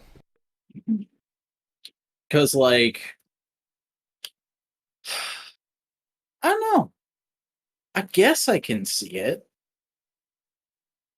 But it's more like... I get the feeling that they have... I don't know. It's weird to me because, like, Narutaki's fixated on a specific installment of a franchise, whereas somebody like Cody Rhodes is like, no, I just like Masters. I just like all Masters, and I buy the ones that look neat. Or, like, I understand that's kind of how Malachi Black is when it comes to Transformers collecting. You know, there's very few... They're the kind of collectors I wish I could be, whereas I have the, oh, I need to get every character. I need to pick the all-encompassing toy line I like, and I'm going to get every character that I like, that I feel like I need as they appear in that line, and any army builders, I'm going to get multiples of them. Whereas there's people out there like Malachi Black, like Alex Apergentes, where they collect Transformers and they're just like, oh, that one looks neat and I can afford it. I'm just going to get it. I don't care about scale. I don't care about what line it's from. I just saw a picture of it and I know I can hit add to cart, so I'm going to do that. I really wish I had that kind of carefree attitude towards collecting, not the OCD obsessiveness that I tend to get. I'm much more like the majors in that way, where they have all their individual rules of collecting, and they all collect like a bunch of different wrestling toy lines, and to Matt and Brian with some of those lines, they really feel the need of, like, if I'm collecting this, it means I intend to complete it. And I guess I am slightly looser than them in that way of, like, there's very few lines where I'm like, I want to have everything. There's maybe 2 lines total out there that I'm like, I want to have everything from. A lot of it's like, I go through this line, I'm like, this is going to be my DC line, this is going to be my Star Wars line, and I pick out all the figures I would want from there, and I get all of those ones. I don't have a checklist that I'm trying to complete insofar as I'm trying to get the whole line. I have a checklist that I'm trying to complete insofar as I'm trying to get all the ones from the line that are characters I like and are also good figures. Like, Black Series, I have Jango Fett. I got him because I liked the character, or I liked the character when I was a kid. There's not much to the character now that I'm an adult. But it's not the best figure in the world, but it's a good enough figure of him that I'm happy with it. Whereas, like, I don't need every Boba Fett from the Black Series. I'm waiting for spoilers for The Mandalorian. I'm waiting for him in the armor in season 2. That's the one Boba Fett I feel like I need from Black Series.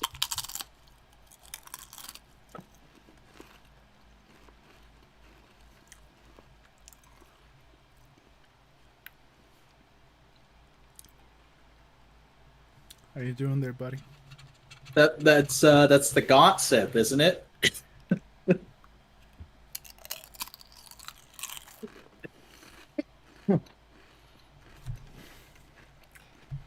How much of it at this point do you feel like is Gaunt being stubborn, or it's him playing into the character?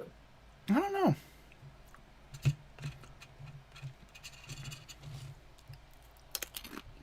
Well, anyway. Do we want to see if we can actually finish this card tonight? Yeah. So.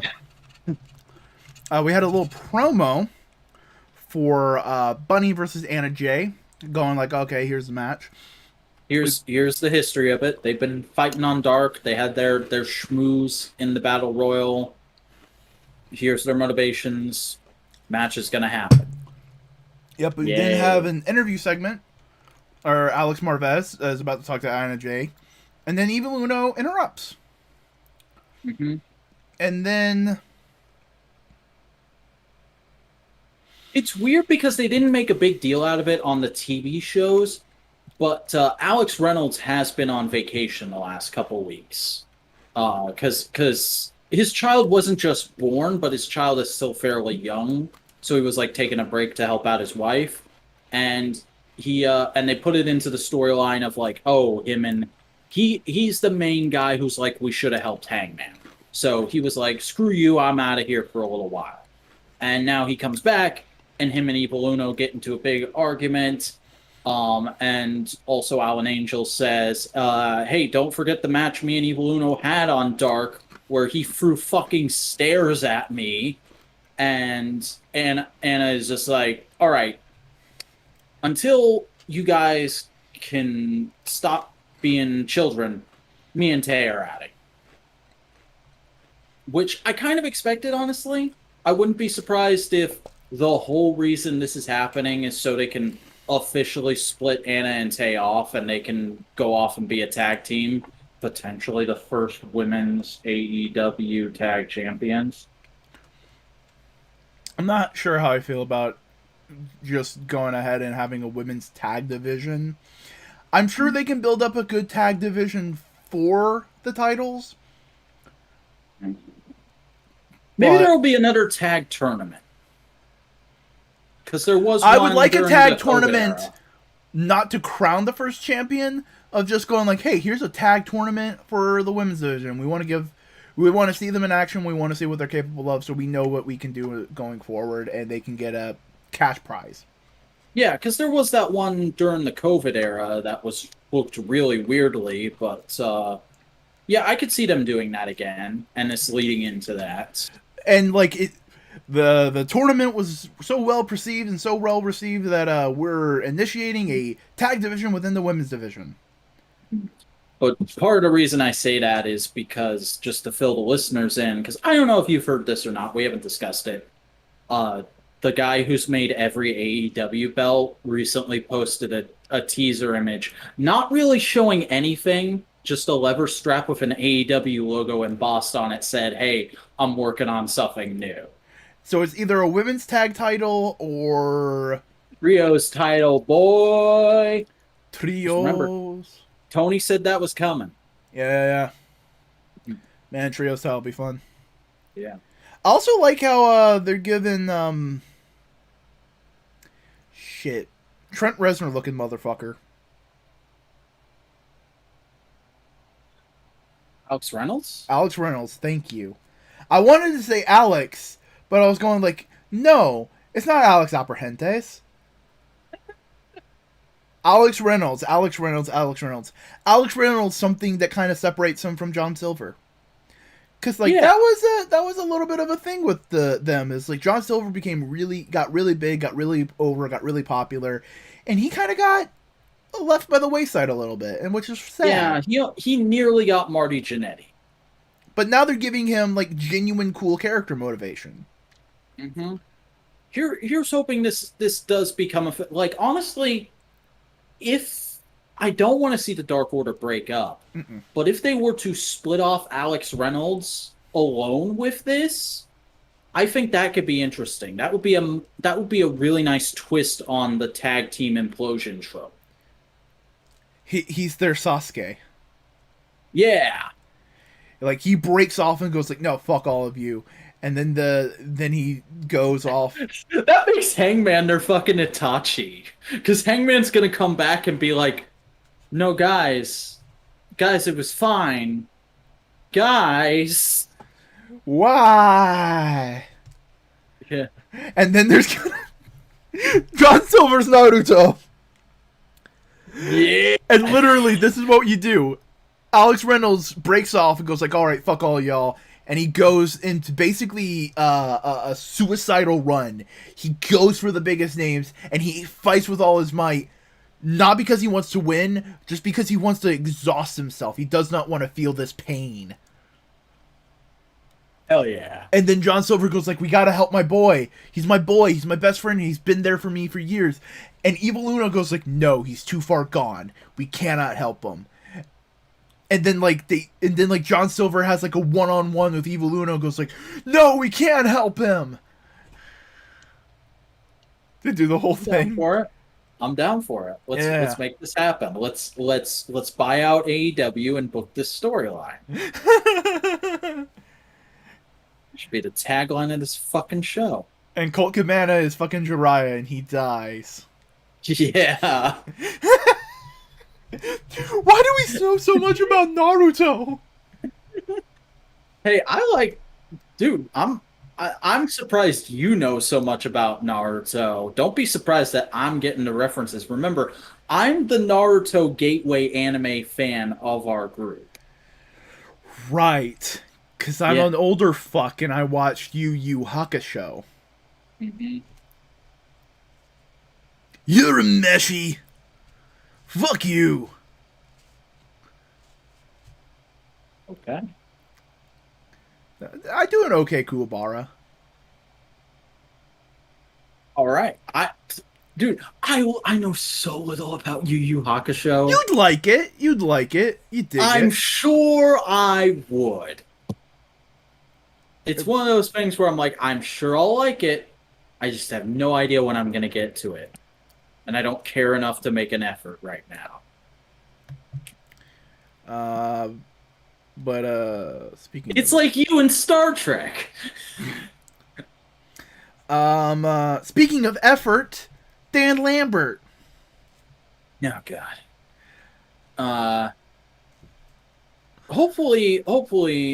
Okay, so let's real quick go over what happens over here. Dan Lambert cuts a fucking Dan Lambert promo, and he says nobody in AEW wants to step to me and my boys. And Chris Jericho comes out, and Dan Lambert's like, "Oh God, the Judas song fucking sucks. Nobody even knows the words to that." The crowd sings it. Jericho cuts a promo talking about how he's a big old tough guy who's squared up with MMA boys before. He's got an MMA boy on his team. And he wants to take on Dan Lambert's Wrestle Boys next week. I hope they get the shit beaten out of them, and I hope it makes Dan Lambert abandon them and then never appear in AEW again, because I am fucking sick of this. This is the legitimately, it's the same goddamn promo every time, and it's not even fun after the first time. The crowd is starting to catch on to it. There was "This is awful" chants before Jericho came out.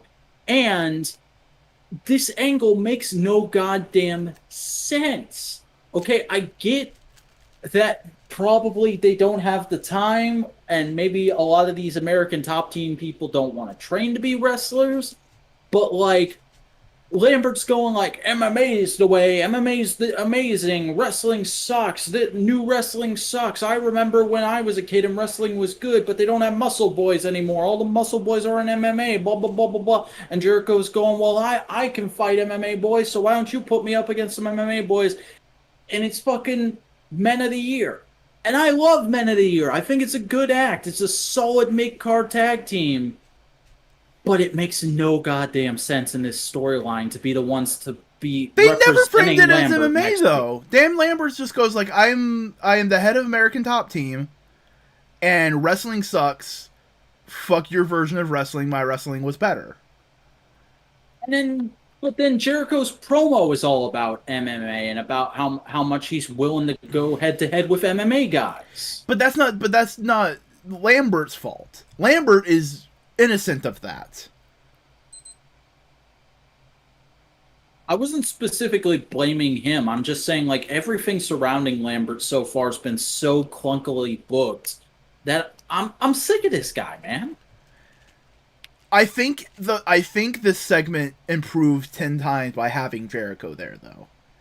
Oh no, Jericho's Jericho's promo would have been good if they were setting him up to face 2 MMA guys. It's a really good promo. It just makes no sense to be setting up a match with the Men of the Year. I don't know. I'm not as down on Dan Lambert as you are, though. I'll put it like it's. I feel like you have a lot more tolerance for this to get good because, like, we both have that trust with AEW built up, but like it has been so long with Lambert, and I don't even see any potential in it anymore, like I did with Miro when Miro was kind of languishing. To where now I'm just like, yo, if I was at an AEW show, I'd try to get some kind of go home heat chant started. I don't know. And like, you know what? It's Go the ahead. Taz situation. It's just you're acting more angry toward it because it is a much more of like be angry at me version of the Taz problem. The Taz Team Taz problem. Yeah. Because Team Taz got annoying because they just showed up and did nothing. Dan Lambert got annoying because he shows up, does nothing, and is also an asshole. Mm-hmm. And he's got these fucking other guys constantly around him who he's putting over as amazing badasses, and we never see them do anything. We do see them do something. It's just over there. Mm-hmm. And over there can solve its own problems. Yeah. Thank you, Linkar. Yeah. It's a little bit of comic pop because they do over there too. Oh yeah, that's right. I forgot they did do that once. I think this is more to build a working relationship with American Top Team. Probably.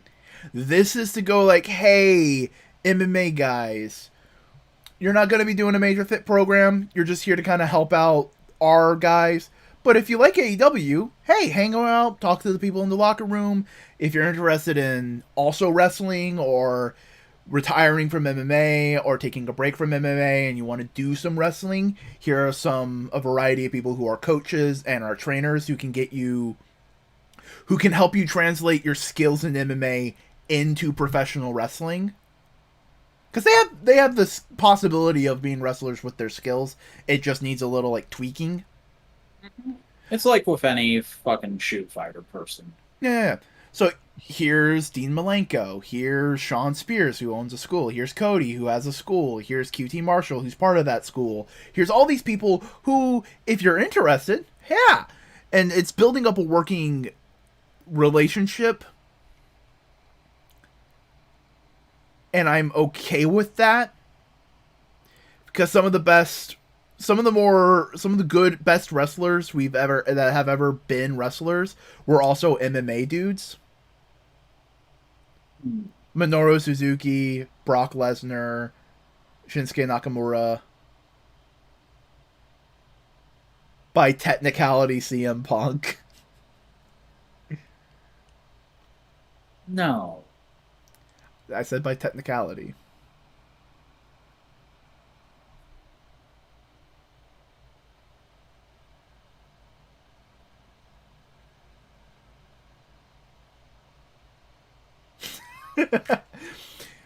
I do think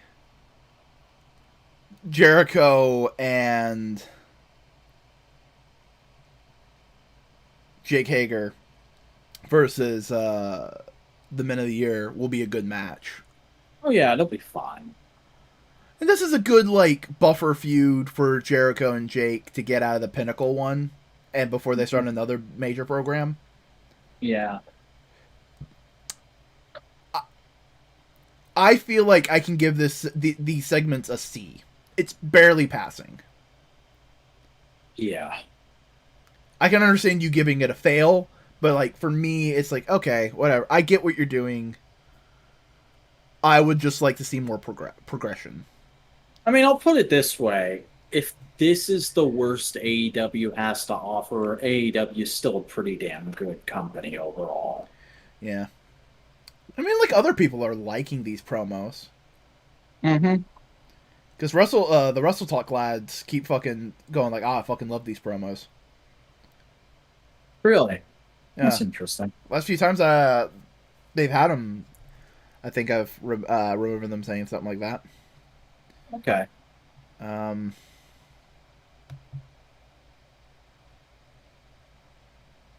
my slideshow is loading.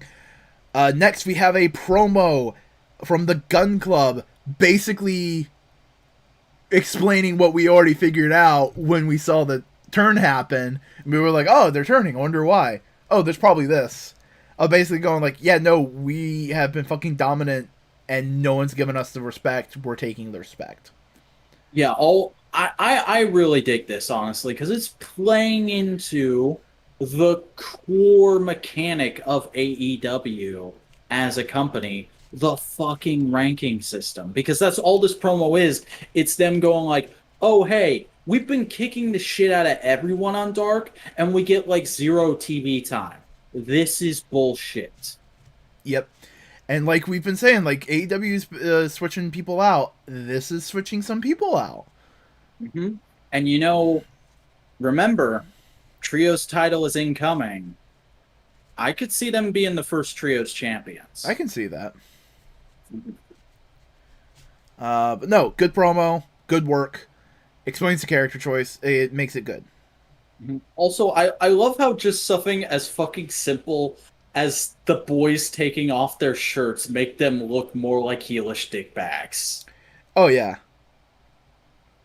Also, just like I don't know why, but Billy Gunn immediately like just being there, just it fits the heelness. They make good heels. Mm-hmm.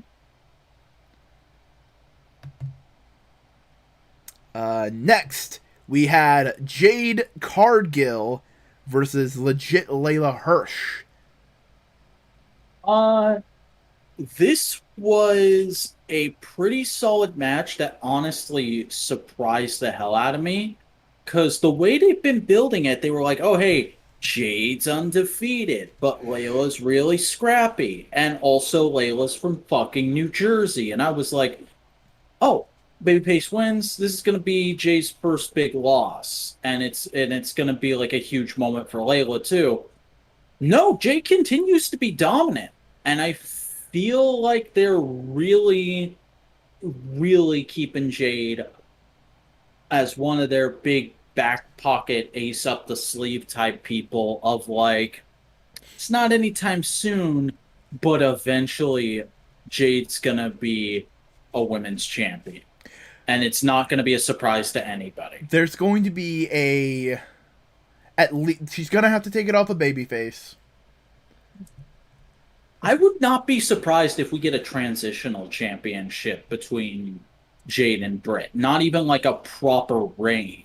Just like maybe like 2 month and a half. I was thinking maybe even like a couple weeks. I'd like to, because that feels disrespectful to them. Because it's like, yeah, you're a transitional champion, but like, at least do something with the belt, you know, so it doesn't feel like it's just like we're being transparent, you know. Yeah, give them one defense. Yeah. One successful defense, I mean. Yeah, one successful defense. But I do like the story they told with Layla being able to push Jade. Mm-hmm. And I do like how they play up the height difference in the match because it's a really entertaining dynamic, and I mean it's very obvious to put these two up against each other because it's the exact polar opposites sides of the spectrum. I mean, I'll admit it, I've looked it up. Layla Hirsch is 4'11". Jesus. Yeah. To put that in perspective, I'm 5'4". You're 5'4"? I am. Holy shit. I'm a short dude. You're a manlet. I know. You're a short king. Thank you. Me and Cody are like completely average height, but we're gonna tower over you. It's gonna be hilarious. But you get now why it's so frustrating that I'm into short girls, right? Because it's like almost impossible to find a girl shorter than me. Yeah. No, because both me and Codes are 5'10", 5'11". Oh wow. But like if I'm wearing like big chunky work boots, like 6 feet maybe. Wow. Definitely when Cody's wearing his fucking boots. Well, look forward to the hilarious size comparison photos coming out of the summit in the spring, folks. Yep. But no, it was a good match. It worked really well. Mm-hmm. Love the surprise ending. Honestly, I love it almost as much as I was excited for Layla to win. Mm-hmm. And then we had Andrade cutting a promo, basically going and explaining his actions from Rampage of basically like, I did not tell him to. I'm the boss. You don't act without me telling you. You follow me. Which, great motivation. And then he also invoked the Kingpin. Yeah. I don't think he's talking about comic book Kingpin. He's just talking about like the idea of a Kingpin. Yeah. No, he's a drug kingpin. Mm-hmm. I am the Kingpin here. I am in control. I wonder if Chavo is completely out of the picture, if like he's done pretty much, or if like it's going to be one of those like It would be mafia forgiveness moments. It would be fucking amazing if he gets a new manager and we just never see Chavo again. That'd be funny. But like, you know what I'm saying? Like, we see a moment between him and Chavo goes like, "Do you know why you fucked up? Will you ever do it again? If you do, you're losing a finger. Welcome back." You know? I could see that too. Well, it was a good promo. Then we had what genuinely felt like a little bit of a interruption. Like they sold it really well. Of Team Taz coming in and just harassing CM Punk. Yeah, Taz is going like, "Hey, you think you can take my job? You think you can take my job?" Which is very smart because Taz was on commentary last week. Mm-hmm. And CM Punk does a big old stare down with Hook, and you think, "Oh, we're gonna get a schmooze." Hobbs fucking smashes his fucking face in, and he falls over and stuff. Yeah. And they do a little beatdown just to kind of go like, we're putting... We're heels. We're trying to put Punk, the legend, down so we can win easier. Haha. Also, Hook. Why not? Fuck it. I think we're getting Hobbs versus Punk first. Yeah, this is what we're getting.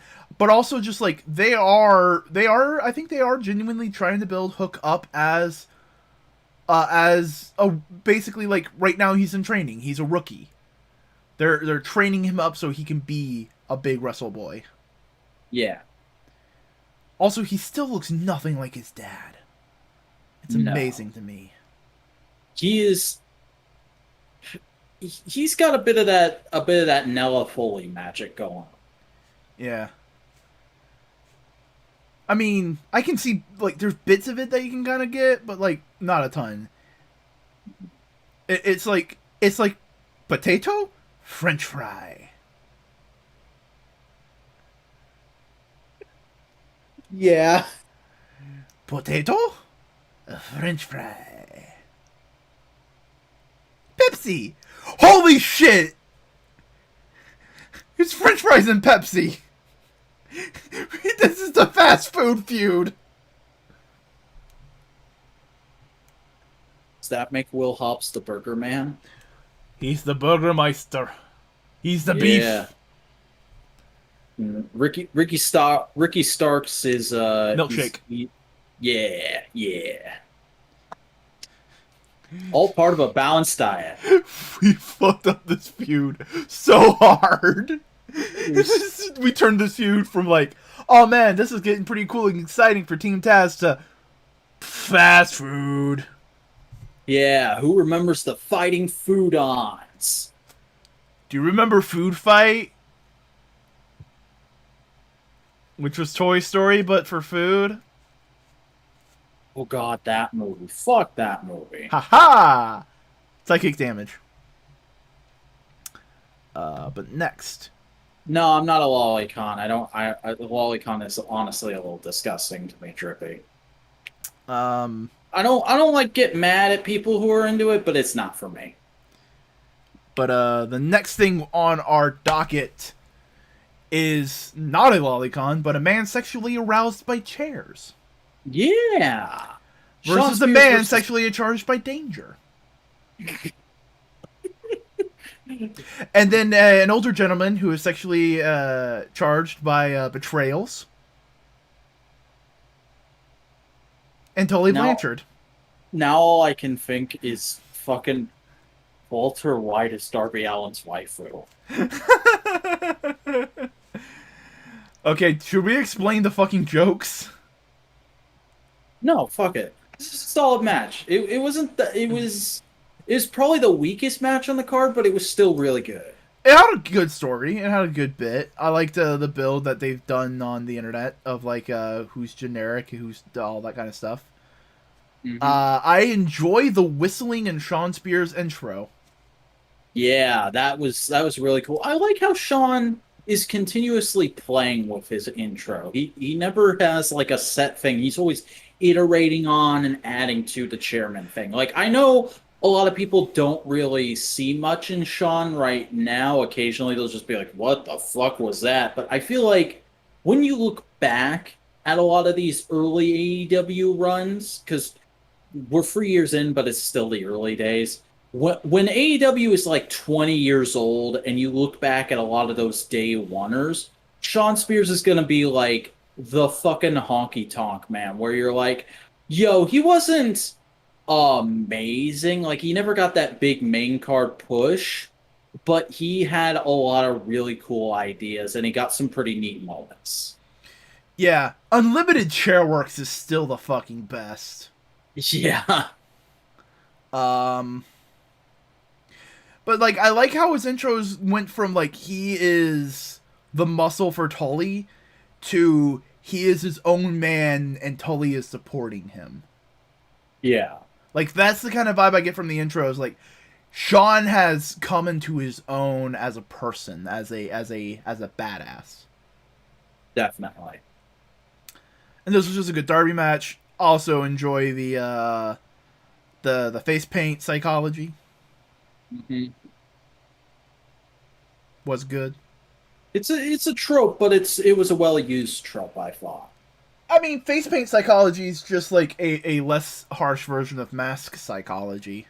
I was about to say it's fucking discount Lucha. Yeah. But I mean, good match. Solid. I can't wait to see the tag that comes out of it between Sting, Tully, Darby, and Sean. Mm-hmm. And if it was any surprise, Darby won the match. Yeah. But there was a beatdown afterwards. So, yeah. Next up, we get a back and forth promo segment between Bryan Danielson addressing Kenny Omega. That's just basically like, hey Kenny, are you a bitch? Kenny, are you a bitch? Are you gonna fight me, Kenny? Kenny, fight me. And Don Callis is like, don't fucking do it. And Kenny goes like, I'm fucking doing it. Nobody calls me a bitch.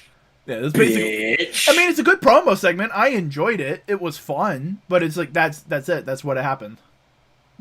Also, Kenny coming down to the ring with the front of his shirt in his mouth was hilarious. Yeah, look at my pants. Look at my belt. Look at my big fancy belt. Look at my big fancy belt. Do you have a big fancy belt, Bryan Danielson? I'm surprised they haven't done a John Jacob Jingleheimer Schmidt bit yet. Not sure if I understand why they would do that. In their very famous PWG match, they had a spot in the match where they were like, "Oh, my name's John Jacob Jingleheimer Schmidt," and the other person would go, "My name is John Jacob Jingleheimer Schmidt." Oh, okay. Like in PWG canon, their names are John Jacob Jingleheimer Schmidt. Very clean.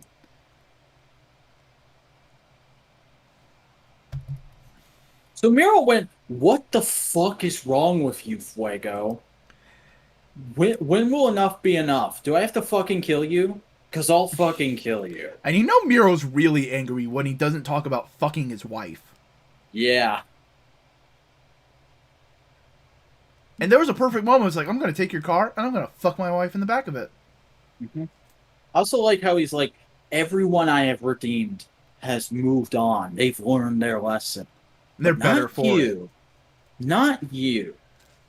So let's teach it to you the hard way this time. Street Fighter 2 your car. Street Fighter shooting your car. Ooh. I mean, it's going to be a fun moment. Yeah. And AEW has had a history of like, I'm not totally into this thing, and completely nailing it at the end and go like, you know what, that was fun. I mean, just look at fucking All Out. Yeah, All Out, Arcade Anarchy. Mm-hmm. Chris Jericho, MJF, their entire feud. Yeah.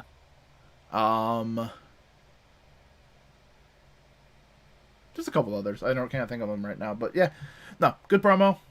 Miro's badass. We didn't get a promo from Matt Hardy and Orange Cassidy, just going like, "Hey, we're gonna do a hair versus hair match." But I like Hardy's motivation for trying to do a hair match for Orange Cassidy, because Orange Cassidy's not known for his hair, and it's just I want to make him look lame. So he doesn't get so he's not popular. You there, back? Yeah. Well, I'm sorry, I was a little bored. Sorry, I was making a good fucking point. No, I was. I'm sure you made a great point. Just this feud is boring. And then the evening ended with Eddie Kingston versus Jon Moxley versus 2.0. We've gotten almost every possible version of this match so far. But that being said, it's still a solid match. Still a solid match, but it was to lead up to the final angle. Mm-hmm. It's basically to set up like, hey, Mox is going to win and then immediately get the crap kicked out of him by Suzuki, because that's one of the big matches next week, which, by the way, we opted to stop going over the cards on this show, but next week, they're not lying when they say they're putting on a fucking pay-per-view caliber card. 2 pay-per-view caliber cards. Mm-hmm. Because Rampage is 2 hours next week. Jesus. No, this was a fun, good match. It was a good, I really have been enjoying 2.0. I would like to see 2.0 move on to something new. Because we know what John Moxley and Eddie Kingston are going on to. We know what they're doing. Yeah. But I just wonder what 2.0 are going to go on to do. You know what I want? Let's wrap this fucking Hardy Family Office feud up, and let's have 2.0 versus Best Friends. That'd be fun. You know what I just thought would be interesting? Depending on how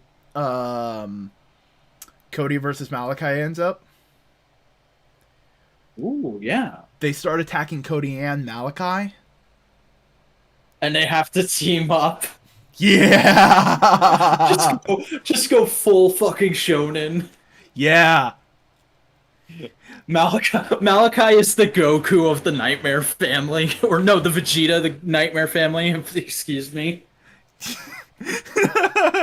one part Vegeta, one part like Venom for Spider-Man. Yeah. I don't want to deal with you. Too bad I'm helping. Please no. Fuck, man, I thought we had a deal to leave each other alone. Why are you attacking me? Oh, that's not me, that's Dustin. Is that the fucking Clone Saga reference? Yeah, bro! Has Dustin been fucking Riley? In this context, he is. Dear God, does that make QT Marshall Kane? That's exactly who the fuck QT Marshall is. And the factory are the fucking slingers. Hell yeah! Swingers!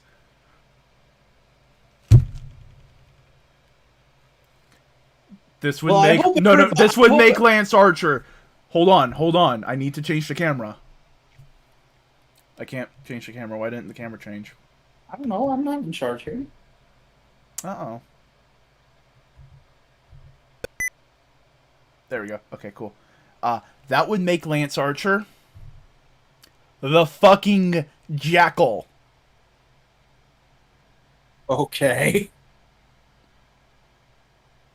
Alright, that's it. But yeah, no. That's it for the wrestling. Do we have any final thoughts? Any final concerns? Any final thingamajigs? I'm very honestly, this week was a slight downgrade from last week, but like that's to be expected. Last week was a pay-per-view week. Next week, I'm really looking forward to the Arthur Ashe show, and overall, I just really hope everybody enjoyed this episode of No Prize Podcast guest starring MMWP. Goddamn. We don't have 4 different podcasts. We have the same podcast 4 different ways. Mm-hmm. Our podcasts are truly the Taco Bell of podcasts. It's the same ingredients done in different orders. See, I was about to go food, but I was about to say some people like a little more peanut butter, some people like a little more jelly, some people like banana, some people like mushroom fluff. It just depends on what you're in the mood for, really. Mushroom fluff? You've never, or I'm sorry, marshmallow fluff. There I you misspoke, go, buddy. Gotcha. Mushroom fluff is what Grant Morrison uses to write comic books. Literally, that's what his ink is made out of. No, like all our podcasts are the same podcast. It's just Vac, Boingo, and the boys. In the meantime, hey, V-Boy, the B-Boy, tell the people. It is right now. Tell the people where they can find you. The Vacuuminator, YouTube.com. I make videos. I tweet at The Vacuuminator, and I post figure photography at _Vacuuminator. Yeah. Instagram. Yeah. It's late. It's late. Yeah, it is pretty late.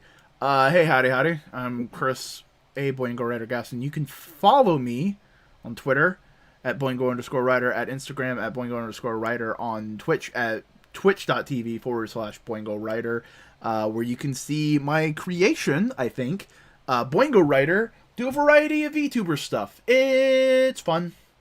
You can also follow me on YouTube to search Boingo Rider. You should be able to find it. I do video essays and the editorials. I do a variety of things. I am a multifaceted person. Good for you. But this has been MMWP, where we talk about pro wrestling. We also do other podcasts on our YouTube channel called Modular Media, such as, but not limited to, No Prize Podcast, where we talk Marvel comics, movies, merchandise, and more. Components, where we just hang out and do dumb shit. And Twit, where Vac gets to explain what Twit is. Well, have you heard of the Power Rangers?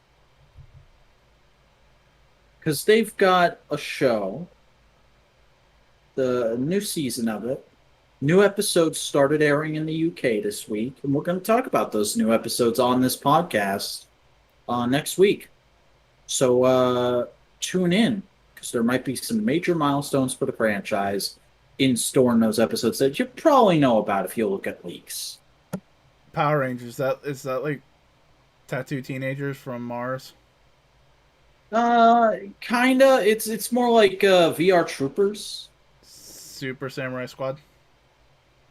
They don't. I mean, they do the giant stuff a little bit. I'd say it's probably closer to Mystic Knights of Tir na Nog. Oh, what about Teenage Mutant Ninja Turtles: Next Mutation? No.